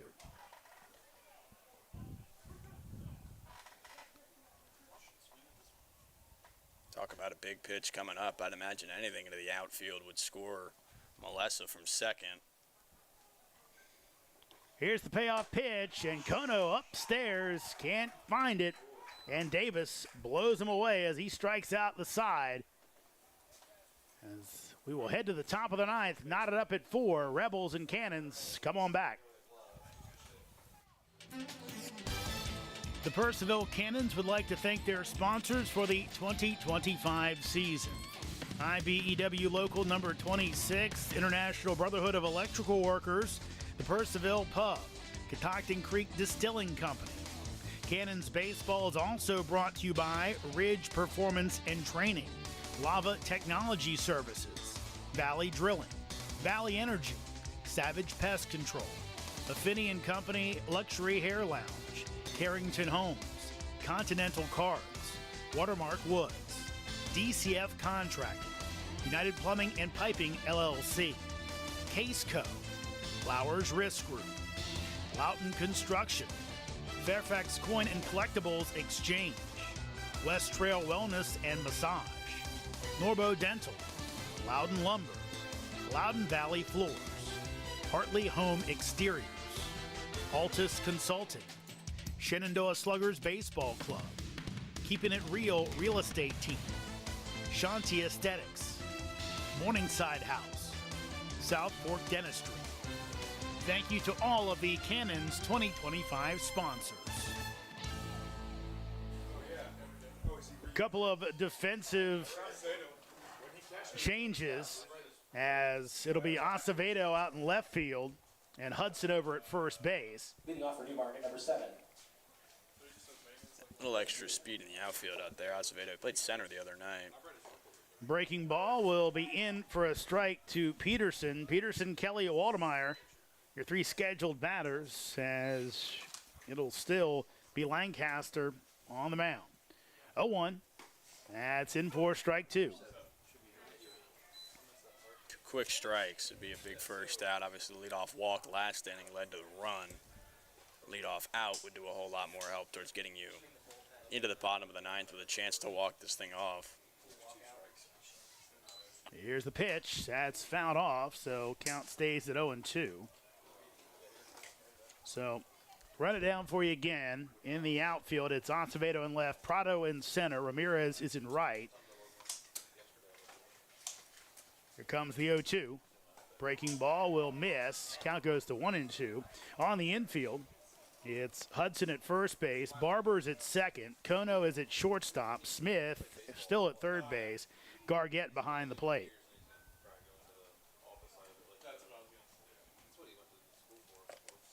Here's the 1-2. Breaking ball will be hit off the handle, and smothering it is Hudson as he steps on the bag for out number 1. Defensive change for the Cannons. Entering left field, number 8, Ethan Acevedo. Now batting center fielder, number 15. Took a weird hop there on Hudson at first, but he's able to kind of get the wrist behind it, block it in the stomach, and it's a huge first out. That's the one you want to take off your body. Those hot shots, they're tough, but if it's going slow enough, just knock it down. You got plenty of time. Here's Logan Kelly as he'll foul one back. Caught one of the support poles. Kelly has 1 hit tonight. Back in the 5th, brought in a run. Quick work, and that will miss. Looked like Dwight Godwin wanted to ring him up, but said no. So count it 1-1. 4-4 score. Both these teams 2-2 on the season, looking to get back over 500. That's rocked out to left. Will the ballpark hold it? That's the only question. It'll hit the wall on the fly. Acevedo will pick it up, and for some reason, only getting to second base. I lost track of the base runner. He was pimping it a little bit. He thought it was gone. Wow, that's a big break for the Cannons, as did not look like Kelly got out of the box as fast as he should have. I kind of expected to see him halfway to second by the time Acevedo picked that ball up. And I tell you what, I think first base coach for Newmarket kind of thinking the same thing. And again, that's one of the issues as Waldmeyer comes to the dish. When you don't know this park, you think, man, I crushed that ball. It's out of here. It's not. If you hit it to left center, unless it's right down the line, it's staying in. That's going to be fouled off. And he hit that right to the 388 sign out there, and it's almost like a triangle in that left center gap. And, I mean, it was up high on that wall, but not quite high enough. So, as Tristan talked about before, this used to be a home to a Little League football as well. That's with the asymmetrical dimensions. That's hit out to right field, but Ramirez going to make the catch, goes into a squat to do it, and then they'll keep at second base Kelly. I don't know if I think he went halfway, I assume, and Ramirez did have a little bit of a tough read on it, hit right at him, but that's a big second out on the ball, hit almost as hard as the one Kelly hit. Yeah, Ramirez hardly had to move for that one. Took about 4 steps back and then parked right under it. So here's Dobkowski. As that's on the corner for a strike. Dobkowski, pair of strikeouts, pair of walks. He would love a base hit right here. As Lancaster tries to shut him down, give the Cannons a chance for the walk-off in the bottom of the 9th. 0-1. Big swing and a miss at the off-speed for strike 2. That was a nasty pitch. Just started in, looked like at his eyes, and it dropped at least 10 to 12 inches right into the zone. Just no way to hit that thing. Kelly gets his lead at second. Here's the 0-2, and that is in there for strike 3. As Dobkowski could not get the bat off his shoulder, Dwight Godwin rings him up, and we head to the bottom of the 9th, tied at 4. Cannons looking for the walk-off over the Rebels. The Purcellville Cannons would like to thank their sponsors for the 2025 season. IBEW Local number 26, International Brotherhood of Electrical Workers, the Purcellville Pub, Catoctin Creek Distilling Company. Cannons Baseball is also brought to you by Ridge Performance and Training, Lava Technology Services, Valley Drilling, Valley Energy, Savage Pest Control, Affinity and Company Luxury Hair Lounge, Carrington Homes, Continental Cards, Watermark Woods, DCF Contracting, United Plumbing and Piping LLC, Case Co, Flowers Risk Group, Wolfie's Mobile Pet Grooming, Lydia Sells Loudon, Hoof and Paw Veterinary Services, Hunt Country Wildlife Control, Burke and Herbert Bank, Farm Credit, Nichols Hardware, Wegmeyer Farms, Camber Petty KHS Homes Group, Epling Landscaping and Lawn Service, Artisan Plumbing, The Social Collectives, Purcellville Copy, Western Loudon Chiropractic, Bank of America, Burr Strength. Thank you to all of the Cannons 2025 sponsors. Part of the order for the Cannons as they look to walk it off. They'll try to do it against a new pitcher, the right-hander Andrew Lynch out of West Virginia University Institute of Technology. Lynch with one appearance on the season. He's pitched 2 2/3 innings, allowed 4 hits, 3 runs, 1 earned, 2 walks, 3 strikeouts, as Lynch will try to work his way through Prado Fernandez and currently Jake Barber, who came on for Cal due to injury. Yeah, Barber, first at bat of the game, would be a huge one if he could get on to lead off this bottom of the 9th inning. Give these Purcellville fans something to cheer for, potentially, if the heart of the order following him up. He's a part of it now, but the heart of the order following him up in, I believe, Manny Ramirez and Taiga Sakuma. 2 dangerous bats, both, or one from the right side, one from the left. It's obviously the righty on the mound. Lynch out of Kaiser, West Virginia, this year for WV Tech. He pitched in 15 games, all in relief, 12 1/3 innings pitched, as 11.68 ERA, 0-1 record, walked 9, struck out 12. Opponents hit .333 against him. So, here we go.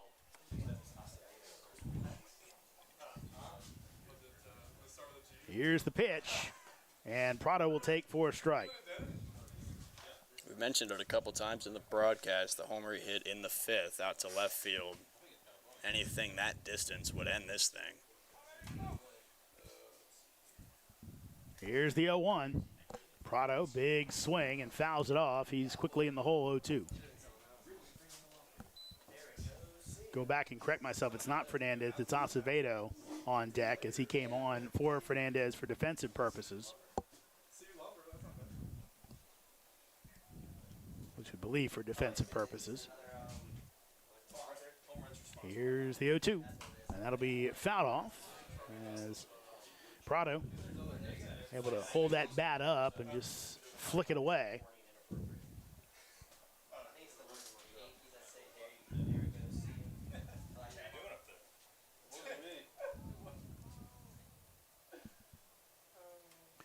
0-2 again as Prado will swing through on the breaking ball for the strikeout on out number 1 here in the bottom of the 9th. Yeah, Adam obviously late on the previous pitch that he fouled off on the right side. You go to the breaking ball, he's trying to time up the previous pitch that he's slightly late on, and it's just a perfect breaking ball. There's absolutely nothing you can do with it when you start the swing that early, thinking you're going to see something a little bit quicker. It's the perfect pitch, it's the perfect call from the catcher, and it's out number 1 in the form of Prado.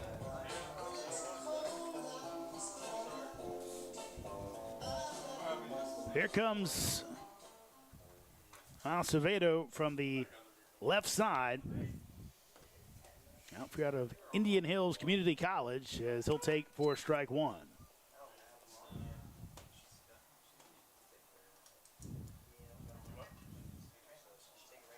Acevedo started his college career at Coppin State. He'll take for strike 2.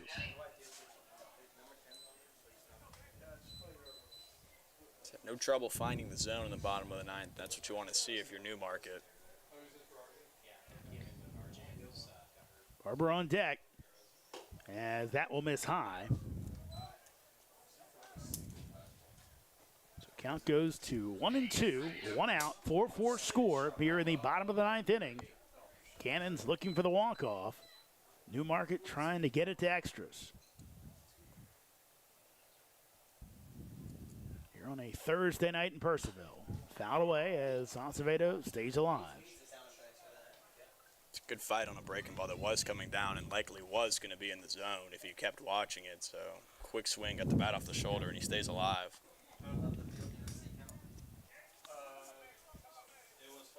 So Lynch back on top of the mound. Wearing that tricolor hat. That'll miss high. Count goes to 2-2. Ethan this year at Indian Hills hit for a .241 average. Had a pair of homers, 22 RBI. Last summer played in the Perfect Game Collegiate League. 3-2. And that'll miss outside. And actually that was 2-2, now 3-2.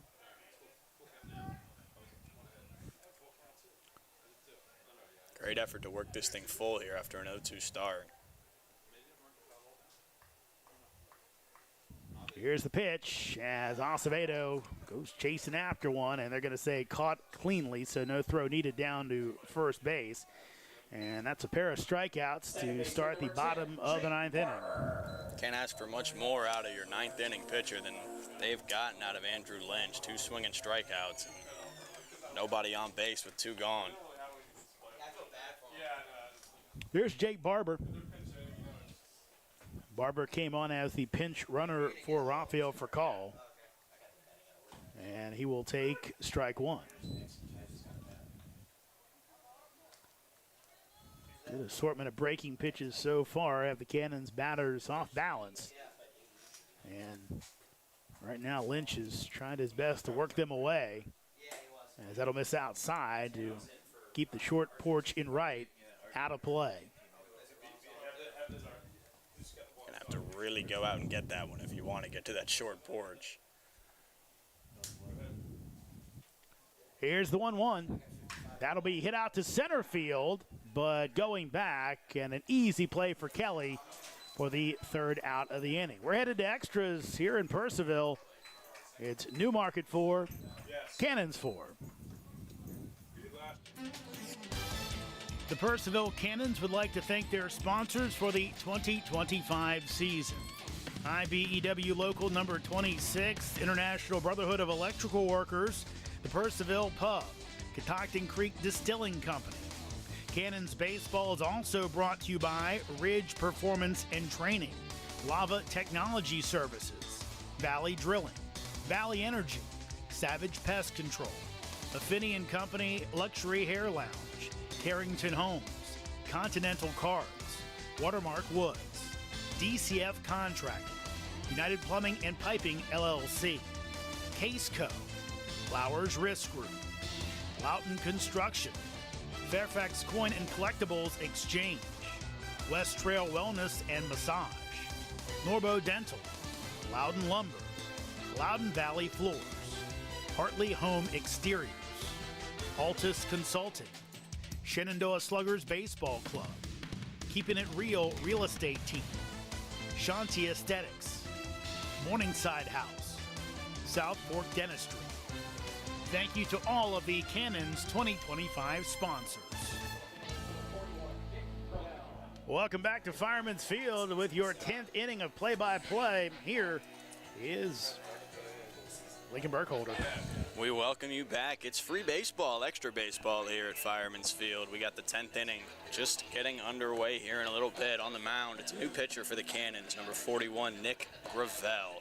This season, he's had 1 appearance through 1 inning, no walks, no strikeouts, but no runs allowed. About as clean as it gets, just the 1 inning on the stat sheet and a 0 ERA. And he's looking to keep that ERA at 0 here in a huge extra innings appearance, looking to get Purcellville their 3rd win of the season. Both teams looking to advance to 3-2, and they're each just potentially 1 swing away from doing so. Yeah, Gravel had a great season for the Cannons last year. So great, I believe ended up in the Cape Cod League. So hoping he can be that type of pitcher again and put up a goose egg and give the Cannons another chance to walk it off. Was a pitcher at Keystone College this past spring. Appeared in 12 games, finished 2.65 ERA, 1-1 record. He got a save as well. He was the Rookie of the Year.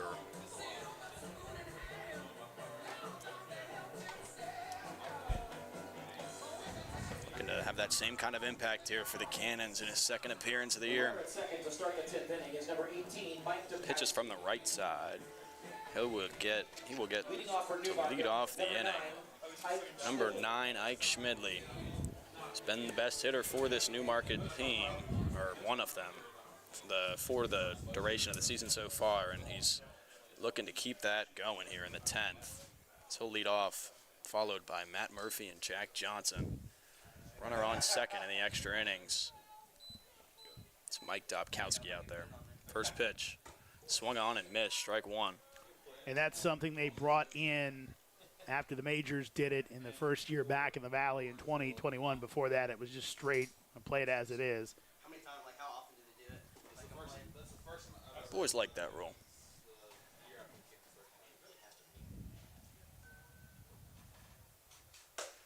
The 0-1 finds the outside edge. It's 0-2. You know about the runner on second? Yeah, I've always liked that rule. It just keeps the game going. Obviously, MLB does not have it in the playoffs. It does not factor in there when the game means obviously a little bit more, but for regular season games, it definitely keeps it going. Big 0-2 pitch. That one's going to miss low. And the one thing about that extra inning runner is a first at-bat strikeout becomes absolutely enormous if you can pull it off, because you set up, ground out, move him to third, and another out, and then you don't get a run on the board. So Gravel looking to make that happen here, 1-2.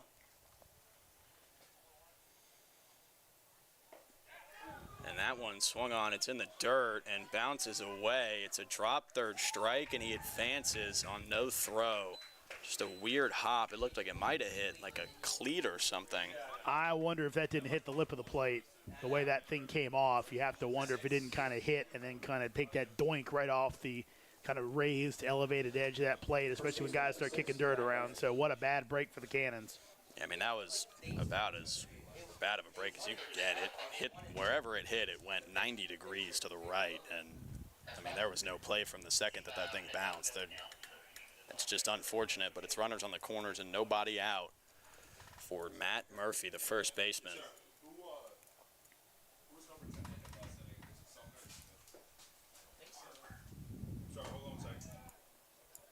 And that one could miss. 1-0. This is where an inning can really get away from you. With two men on, It was Barber. He said take it off. you try and limit the damage best you can. Well, I guess I'm leaving. I walked out of school.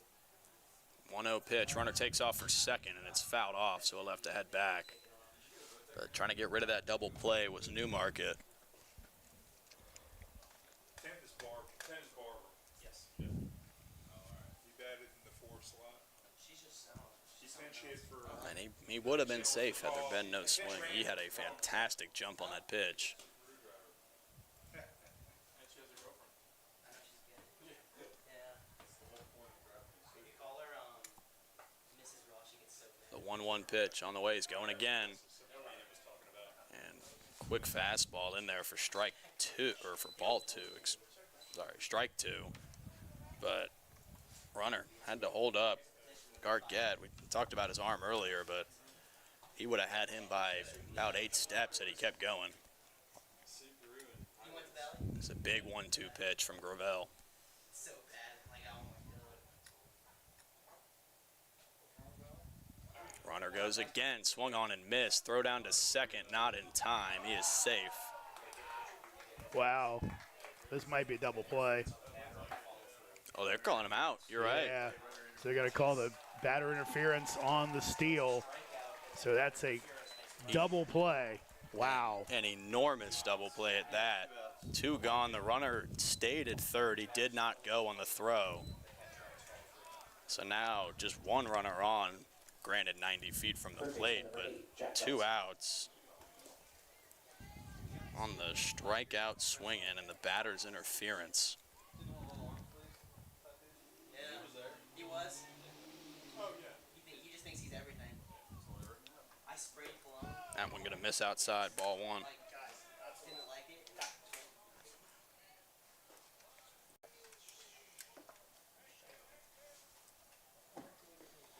It's Jack Johnson standing in now, 2 outs. 1-0 count. That one just low, ball 2. Cannot emphasize the importance that batter's interference might have on the outcome of this game. Without that in play, there's 2 runners in scoring position and 1 out on the board, no double play available. So enormous call there, and that's a swinging strike to make it 2-1. Saw it a lot early in the college season this year, and it's tough. You know, when you're 2 strikes, you're taking that big cut, you just kind of forget that runner's going. You veer into the way, and it seems like they can call it very, very tight sometimes. See it sometimes on the back, coming back around too. But 2-1 pitch. Swung on, lined into left center, and that's going to get down and in the gap. It'll roll all the way to the wall. The run will score from third, heading for second, and safe with ease. He's digging for third now. Throw into third, low, and it bounces away. He's safe, and he is down and in some pain at third base. It looked like the ball might have got him. So let's hope he's okay. Looks like he's making his way to his feet now. He appears to be all right. Looked like the Cannons might get out of it, and Gravel just left one too far over the plate. And Johnson able to make him pay for it, and then looked like Purcellville had a chance to end the inning right there, but just a low throw that Smith couldn't handle, and Rebels with a lead and looking to add on still. Right fielder number 20, Jack It's Hobson. a big swing from Jack Johnson, from Jack Johnson. Jack Hobson stands in now. Same situation, 2 gone, runner on third. It's a 5-4 game now in favor of the Rebels. So Purcellville will need 1 in the bottom of the 9th to keep this thing going. They're hoping to keep it at just 1. Swung on and missed, strike 1.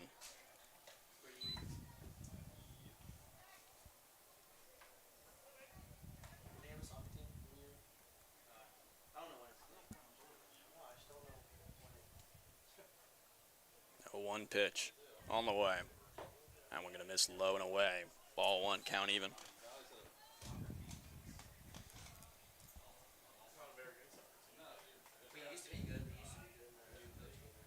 Rebels out hitting the Cannons 8-5 as it stands. The 1-1 pitch on its way from Gravel. That one just misses. Little high, ball 2.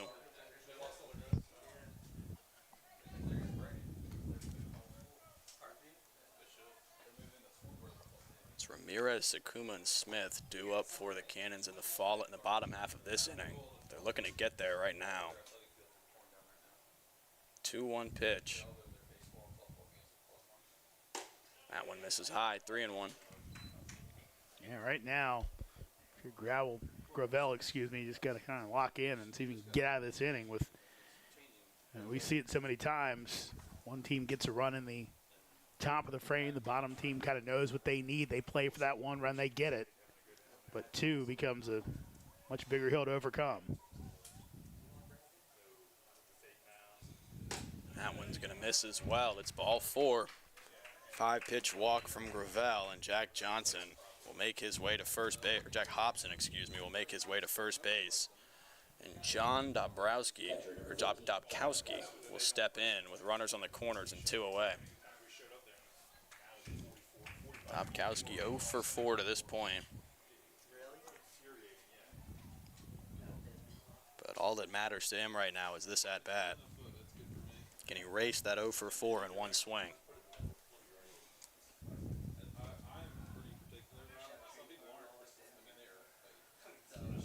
Takes a lead off first. Pitch on the way, and that one looked like it got a piece of the bat.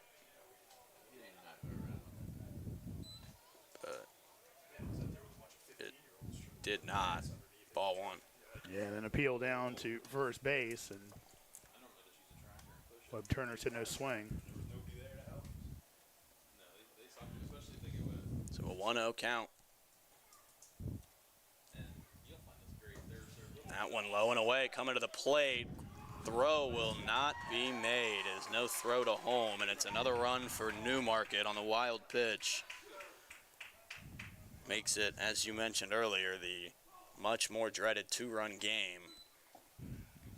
Much harder of a deficit to come up with in the bottom half of an extra inning. You have the runner on second base. Every other run has to be produced by your batters. And it's 6-4 Newmarket here in Purcellville. Runner advances to second as well.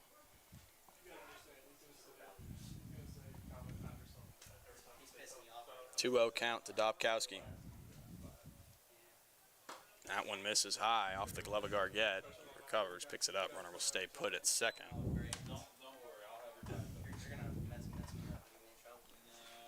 It's a 3-0 count. Coach Fuller will head out to the mound. Have a talk with his pitcher. We'll see what he does. It's a big situation here with 2 outs, but looks like he's going to leave Gravel in this game. Have not seen any motion to the bullpen. Gravel started this inning with 2 swinging strikeouts. One of them just happened to reach base and then was out on that batter's interference.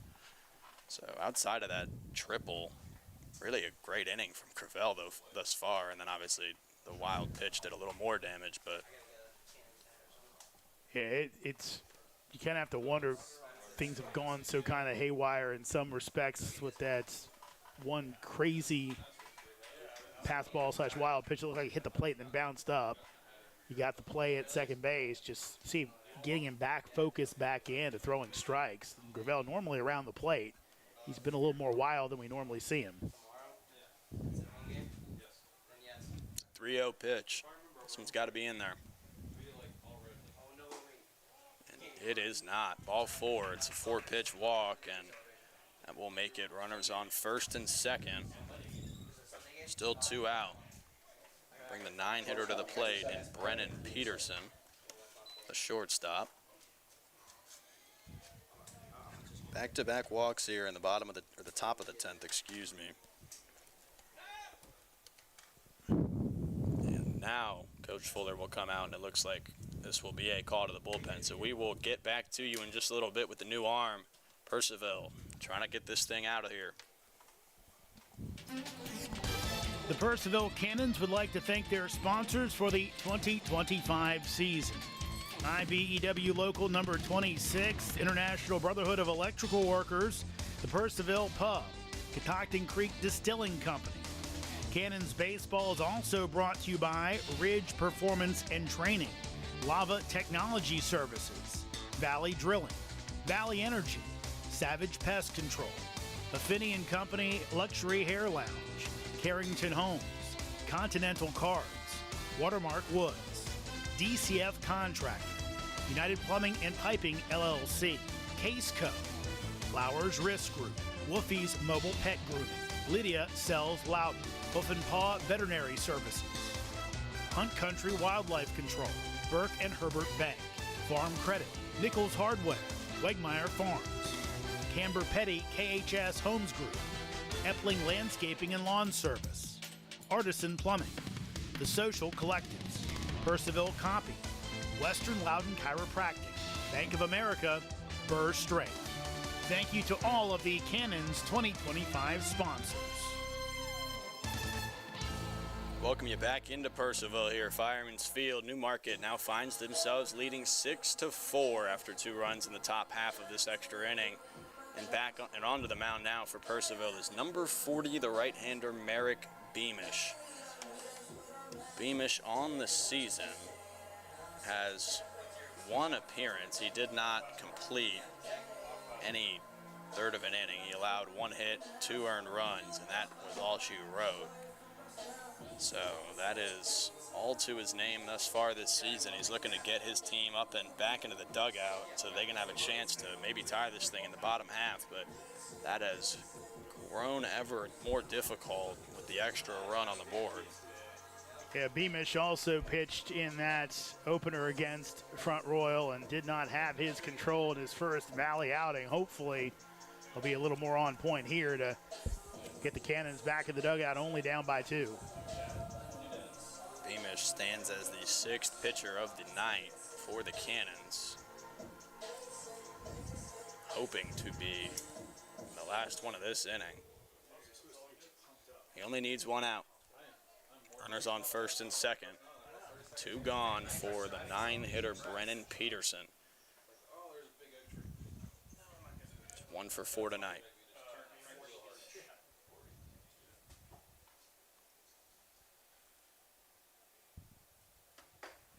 That one curves in, finds the zone, strike 1. So an 0-1 count now to start Beamish against Peterson.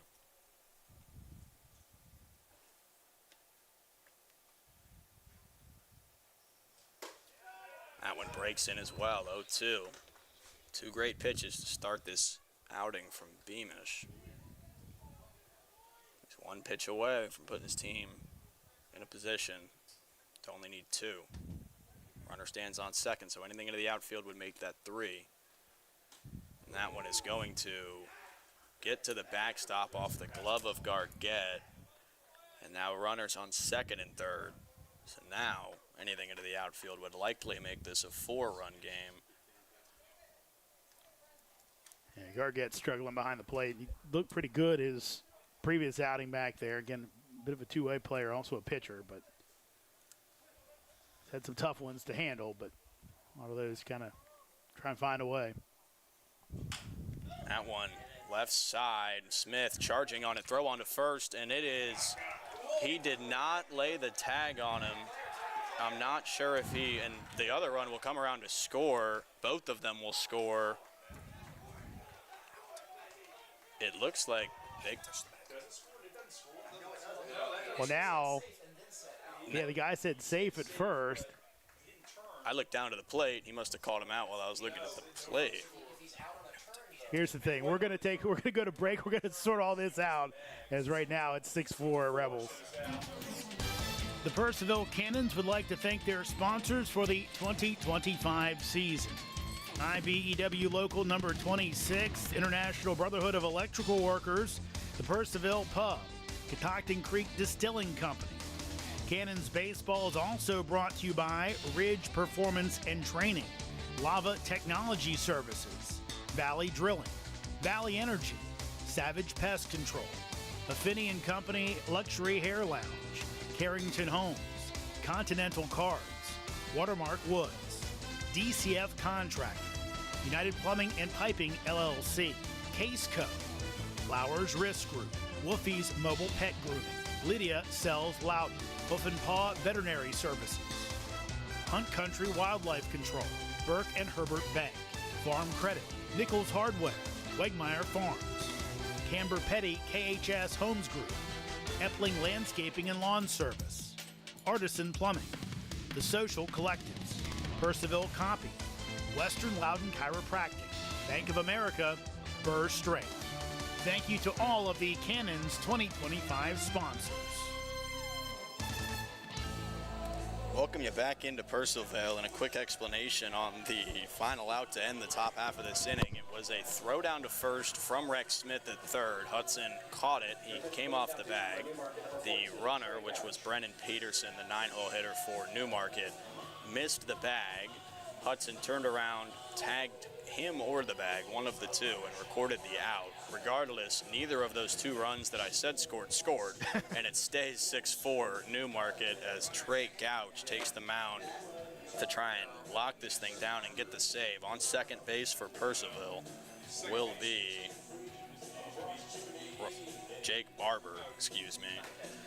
So, quite the end of the previous half inning, but the way that Purcellville would have wanted it to end with no more runs touching the plate, they stay within striking distance. That's the key right there. It's one swing of the bat. We know the Cannons have some pop, especially some pop from the left-handed side of the plate. So one pitch, you can knot this one up. And there is some pop stepping to the plate right now in the form of Manny Ramirez to lead off the inning. He'll be followed by the left-hander, the designated hitter Taiga Sakuma, and Rex Smith, who we saw has some pop just a couple days ago in the home opener. Will step in the 3 spot for the inning. So big at-bats here, starting with Manny Ramirez, the right fielder, number 88. Barber leads off second. The bottom of the 10th is underway.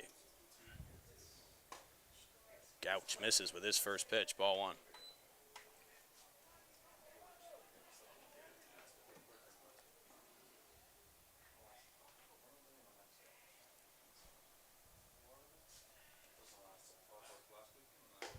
That one misses as well, this time high, ball 2.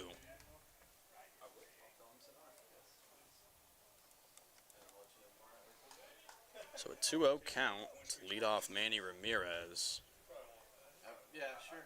I haven't done it. That one gets him in the side, or in the back, excuse me. He will head over to first base in a hurry. Looks like a breaking ball just didn't move too far in on him, and it got a piece of him. So tying run stands now on first base for Taiga Sakuma, the designated hitter. It's an enormous at-bat with the double play now in play, and I've never seen one in my life with 2 eyes, but the triple play as well. So interesting to see what the Cannons do here. A lot of times Brett Fuller bunts in this situation. The batter's behind him and kind of going deep in the bench. I wonder if he lets Sakuma swing away.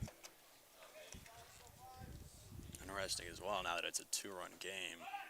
Sakuma does show bunt. He pulls it back, and it's ball 1.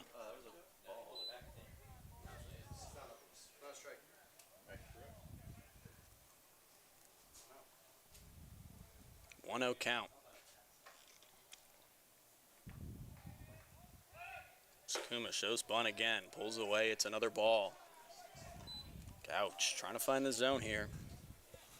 Started off Ramirez 2-0 before he hit him, and it's 2-0 now to Sakuma. You know, he's trying to work it away, it looks like. Make it a tough pitch to bunt. Or to pull to right field, that shallow fence that we mentioned earlier. It's been the scouting report, 2-0. That one goes in and misses as well. 3-0 count to Taiga Sakuma. A walk would load the bases and put the tying run in scoring position for Rex Smith, who stands on deck. Batting from the left side, he will as well. And that one misses outside, and that walk, as I just mentioned, will load the bases with nobody out here in the bottom of the 10th. Rex Smith will stand in an enormous position with nobody out, and that will be a mound visit. Trey Gouch has yet to throw a strike in this inning. I can't imagine they'll go to the bullpen yet, but I would imagine this is just a meeting to try and calm him down a little bit. Obviously know that Smith had that home run in the opener, the home opener, I should say. And now the Cannons having their own offensive strategy meeting. And they will disperse back to their bases. Obviously, home run would be amazing, but anything in the outfield here you would imagine could score Manny Ramirez from second base, which would tie this game up and make who would then be standing on either second or third and Taiga Sakuma the game-winning run with nobody out. So Rex Smith is every outcome of this game at his disposal. And the first pitch misses outside. It's ball 1.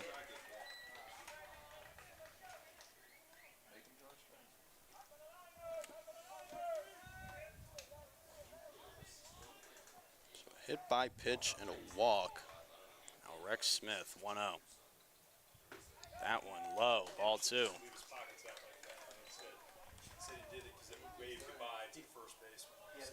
Right now, Gouch just got to find the plate.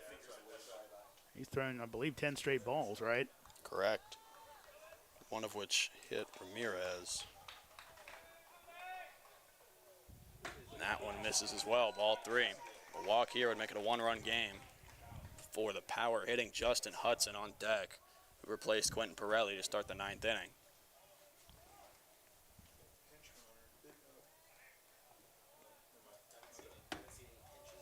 .30 pitch and a big one. Gouch can't find the zone, and it is a 1-run game To the plate comes the extra innings runner, Ethan Acevedo. And it is, Jake Barber. And it is 6-5 Newmarket. Bases loaded, nobody out, and the winning run is in scoring position.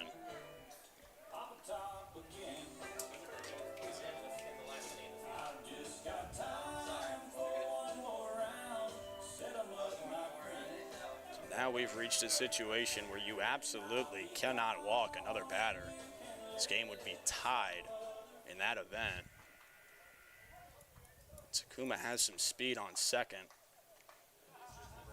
It's Justin Hudson standing in. And that one finds the zone. It is strike one. Bet he had the take on, but that's one you kind of almost think you let him swing because at this point, Gouch is just trying to get a ball over the plate. Yeah, it's like the 3-0 philosophy Yeah. where do you give him the green light? But 0-1. That one's fouled off. 0-2. Again, the guy hasn't thrown a strike his entire time out there, but you have to think to yourself, boy, is he just going to lay one in there just to try to get one over? And, again, we talked about the pop. Do you let Hudson just tee off and put one in tonight? He did not. So it's 0-2 as it stands. Pitch on the way. He checks. Did he go? He did not, or he did, but it's fouled. So he will stay alive at 0-2. We got a piece of the catcher's throwing hand, it looks like. Shaking it off behind the plate. Godwin's got to let better eyes than I do. You didn't hear that pop off a bat you normally hear. And again, if you're an Orioles fan, you remember last year Colton Cowser struck out on a pitch that hit him. So for a second, I thought maybe that's what happened. That kind of had gone around, but really didn't make much contact. But he will get the foul ball. The count remains 0-2. Bases loaded, nobody out. One-run game. Pitch on the way. Swung on and missed, and it is an enormous strikeout for Trey Couch, the first out of the inning, as Justin Hudson goes down swinging. Ryan Gargett. He'll bring to the plate Ryan Gargett, who subbed in for Aiden Aparicio behind the plate back in the 8th. Struck out looking his last time up, and his only time up so far tonight.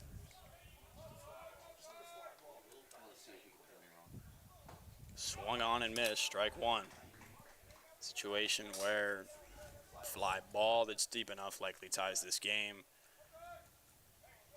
Really anything to the outfield would tie this game. It cannot be a strikeout, and it cannot be a ground ball on the infield. That one misses low, ball one.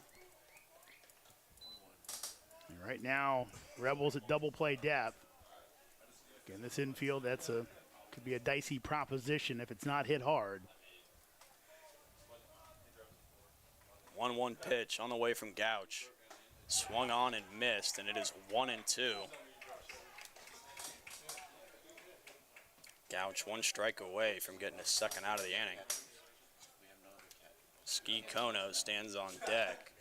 And I'm not mad at him. It's just the situation. You can't settle it, so you have to have it. Base is still juiced. That one misses outside. Ball two. Count is even. That is a great take from Ryan Gargett. Guts of the burglar on that one, as that was really close, but Gargett able to spit on it. That's an outside edge that has been called tonight. A bold take and a great one. 2-2. And that hits him, and this game is tied. To the plate comes Manny Ramirez on the second hit by pitch of the inning, and it's 6-6. The winning run 90 feet from the plate in the form of Taiga Sakuma. Shortstop number 2, Ski Kono. It's an example of how quickly it can get away from you. He had Gargett dead to rights at 0-2. Got the low ball, and then you just hit him. It's a great take, and you hit him. So right here, Lincoln, we've got to see how they line up because this could be a safety squeeze situation here. He handles the bat so well. Let's see how big of a lead Sakuma can get off of third base. Third baseman is creeping up. I'm just trying to find a truck that's affordable. Kono takes the first pitch in for a strike, 0-1. Yeah. Thinking of getting like a. Normally I wouldn't say do that here, but again, a guy who can bunt it as well as Kono can, it's always an option. With only one out as well. That one misses low. It's the other thing you cannot do here if you're Trey Gouch is miss the plate far enough to get it away from your catcher. Sakuma would come, and it would probably be game over unless it was a great throw home. Count even at 1-1. 6-6. That swung on, fouled off behind the out of play left side. So a 1-2 count to Ski Kono. Depends on after this bat. Strozak, but if he gets a game-winning RBI. 1-2 pitch to Ski Kono on the way. And it's behind him. Sakuma will hang out at third base. It was a good bounce off the backstop and a very lucky bounce off the backstop in favor of Newmarket as it came right back to the catcher. And I just said he'd likely be going. He was not. He would have been out had he gone.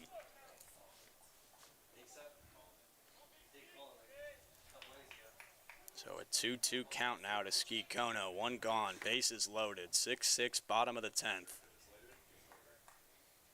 Swung on and missed, and a huge strikeout for Trey Gouch to keep this thing tied. Number 13, Gerardo Prado. So into the box with two gone in the bottom of the 10th is Gerardo Prado, the center fielder. He homered earlier today.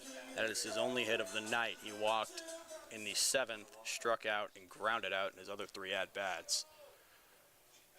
He needs one here to send Purcellville home happy. That one misses, 1-0. So one thing Prado has in his favor is if he gets a walk, game's over. So at some point, Gouch has to come to him or get him to swing at something bad.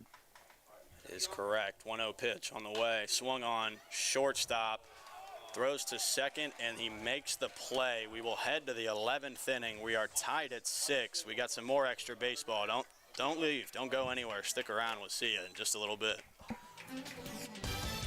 The Purcellville Cannons would like to thank their sponsors for the 2025 season. IBEW Local Number 26, International Brotherhood of Electrical Workers, the Purcellville Pub, Catoctin Creek Distilling Company.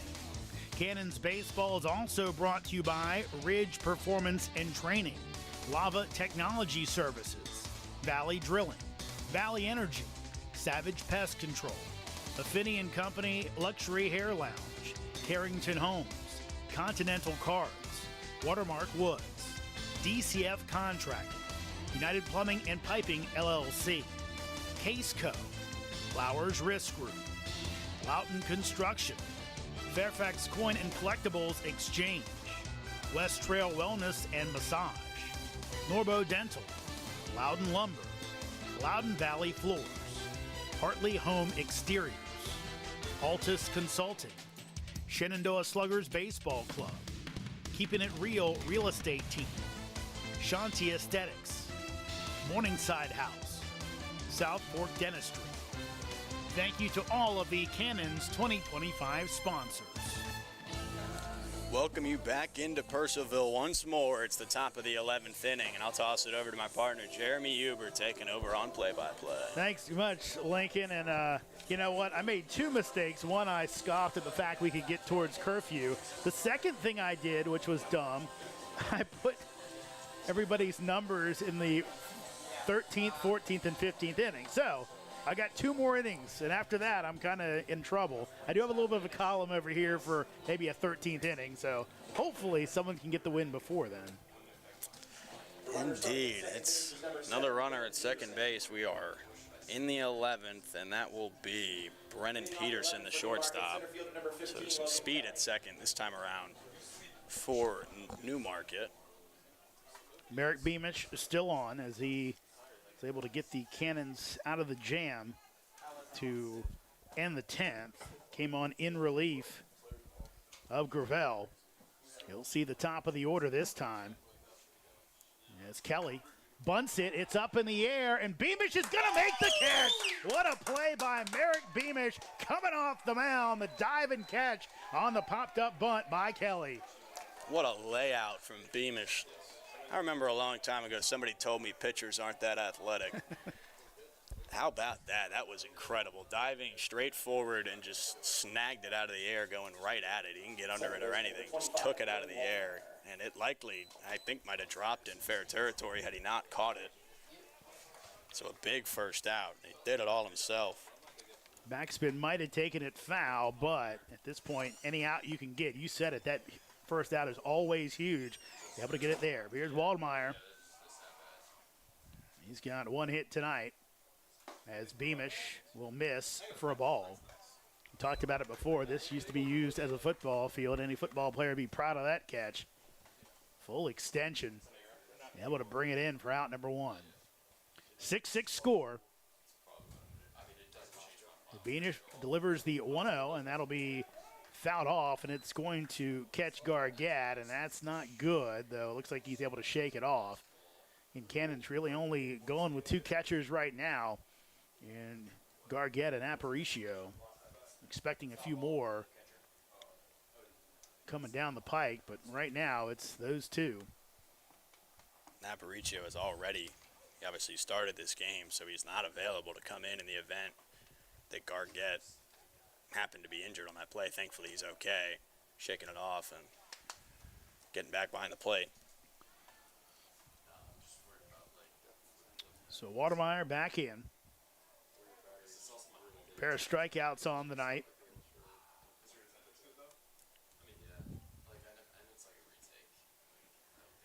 Here's the 1-1. That's fouled back. So count goes to 1-2. As we've coming up on 3.5 hours here. This one was going nice and fast, and then it slowed down in the late innings and went to extra innings. And we're here late. Glad you're still with us. Here's the 1-2. Adamus outside. Count goes to 2-2. Elsewhere in the Valley tonight. Top of the 8th, Winchester up on Waynesboro, 9-2 on the road down in the Valley. 2-2. Adamus up high as Gargett got the snow cone to keep that one from the backstop. As Beamish looking for a new ball. It's a big catch there behind the plate to keep that runner at second base. We saw it a couple times in the 10th inning. Balls that got away. One of them scored the 6th run that Newmarket has. But he's able to hold on to that one with the snow cone. Payoff pitch coming up. Here it is. That'll be fouled off. And again, Gargett looked like he took a piece of it, but not as bad as last time. Gonna wake up with some bruises tomorrow. Never fun. Strasburg up on Front Royal, 9-6, bottom of the 9th, down at Bing Crosby Stadium. Beamish again will bring the 3-2, and that'll miss inside, so a walk for Waldmeyer as he heads down to first base.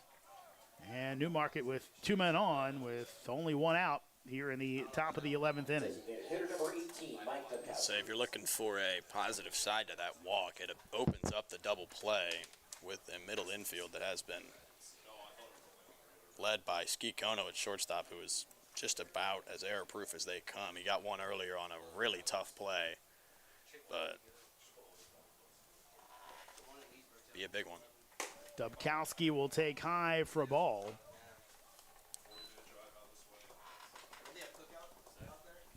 Looks like maybe a little bit of throwing in the bullpen right now for the Cannons. On Beamish, though, to trying to get this one tied, as that will be called a strike. Dubkowski can't believe it. He thought he had a 2-0 count, but Dwight Godwin thought differently. Count goes to 1-1. That's fouled off, and now count to 1-2. The ghost runner Peterson is at second base. Waldemeyer reached on the walk, down at first. 1-2 count. Schmidley is on deck. 1-2. That's fouled back. It's going right at Lincoln, except for that nice net there. Still jumped.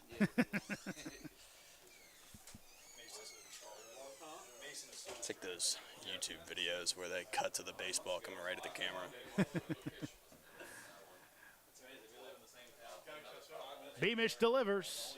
That is swung on and missed, and with first base occupied, a little extra exercise for Dubkowski, but he can't go to first, and he's the second out of the inning, and that is Dubkowski's fourth strikeout of the night. We mentioned how big it is last inning to hold him to just the one run. It would be as big as it gets to hold him to 0.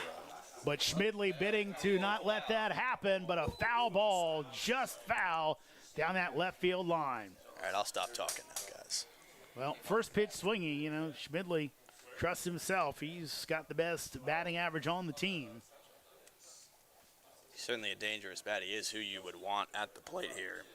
If you're Newmarket, 15 at-bats this season, and prior to this game, batting .400. Can't pitch around him with the two men on, no open bases, so Schmidley almost jumped on the first pitch and put Newmarket back in the lead. Outfield pretty much straight away.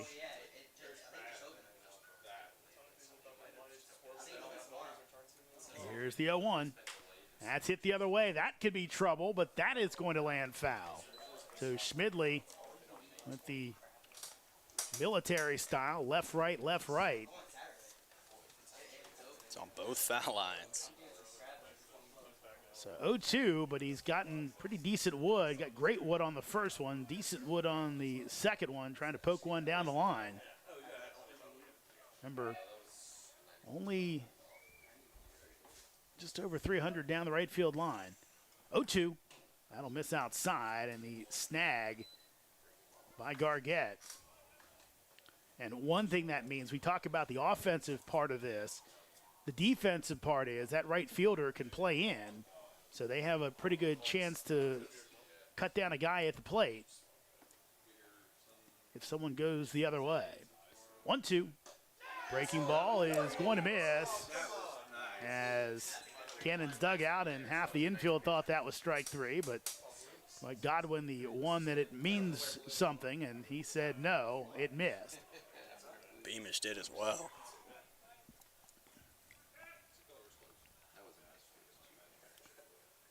Two from Beamish coming up. Here it is.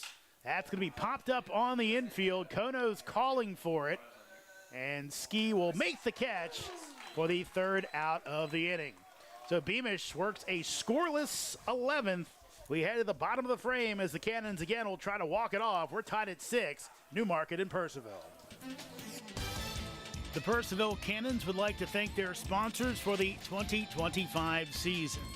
IBEW Local Number 26, International Brotherhood of Electrical Workers, the Purcellville Pub, Catoctin Creek Distilling Company. Cannons Baseball is also brought to you by Ridge Performance and Training, Lava Technology Services, Valley Drilling, Valley Energy, Savage Pest Control, Affinity & Company Luxury Hair Lounge, Carrington Homes, Continental Cards, Watermark Woods, DCF Contracting, United Plumbing and Piping LLC, Case Co, Flowers Risk Group, Loughton Construction, Fairfax Coin and Collectibles Exchange, West Trail Wellness and Massage, Norbo Dental, Loudon Lumber, Loudon Valley Floors, Hartley Home Exteriors, Altus Consulting, Shenandoah Sluggers Baseball Club, Keeping It Real Real Estate Team, Shanti Aesthetics, Morningside House, South Fork Dentistry. Thank you to all of the Cannons 2025 sponsors. So we have a position player in, or at least a guy who plays a position, as the new pitcher will be the ex-first baseman Matt Murphy. Going from second base to first is Blaine Waldemeyer, and going to second base off the bench will be Caleb Newcomer, the infielder from Shippensburg University. So, got that going for us, which is nice. Yeah. Certainly, man, he looks like he's got some pitching experience. He's throwing with some velocity. It certainly isn't his first time on the mound. He's just listed as a position player on the roster. But see what he's got here in the biggest inning that any Newmarket pitcher has thrown all year, likely. Tie game, bottom of the 11th. Now pitching number 6, Matt Murphy. Moving from second base to first base, number 25, Blaine Waltemeyer. Now at second base, number 11, Caleb Newcomer. So if you didn't understand it from us, the announcer got it for you. So, runner will be out at second base. That'll be Prado. Starting at second base in the bottom 11 is 13, Gerardo Prado. Now batting number 8, left fielder Ethan Acevedo. And Acevedo, who came on for Fernandez, shows bunt and gets it down. And they're going to go to first base, and it'll be thrown away, and that is going to end the game as Prado will scamper in, and the Cannons will walk it off. Acevedo put the bunt down. They told him to go to first base. He took that short look over at third. Then when he tried to go to first, it was offline. Waldemeyer couldn't get a glove on it. It got by the backup as well, and it was a nice trot home by Prado to win the ball game. How about that for a finish? You watch 11 innings of baseball, and it comes to end on one pitch. It was about as perfect of a bunt as you could get. It barely went anywhere in that grass, and you got to think that the pitcher's going to wish he just held on to that one, but with a runner on third and nobody out, it was. I think Dubkowski was saying first the entire way, but I think his instinct said, hey, let's take that look at third and then make the throw, and that's what ended up costing him. As you said, he kind of airmailed the throw, and Cannons go ahead and get a big 7-6 win. Your totals in this one, Purcellville 7 runs and only 5 hits, 2 errors.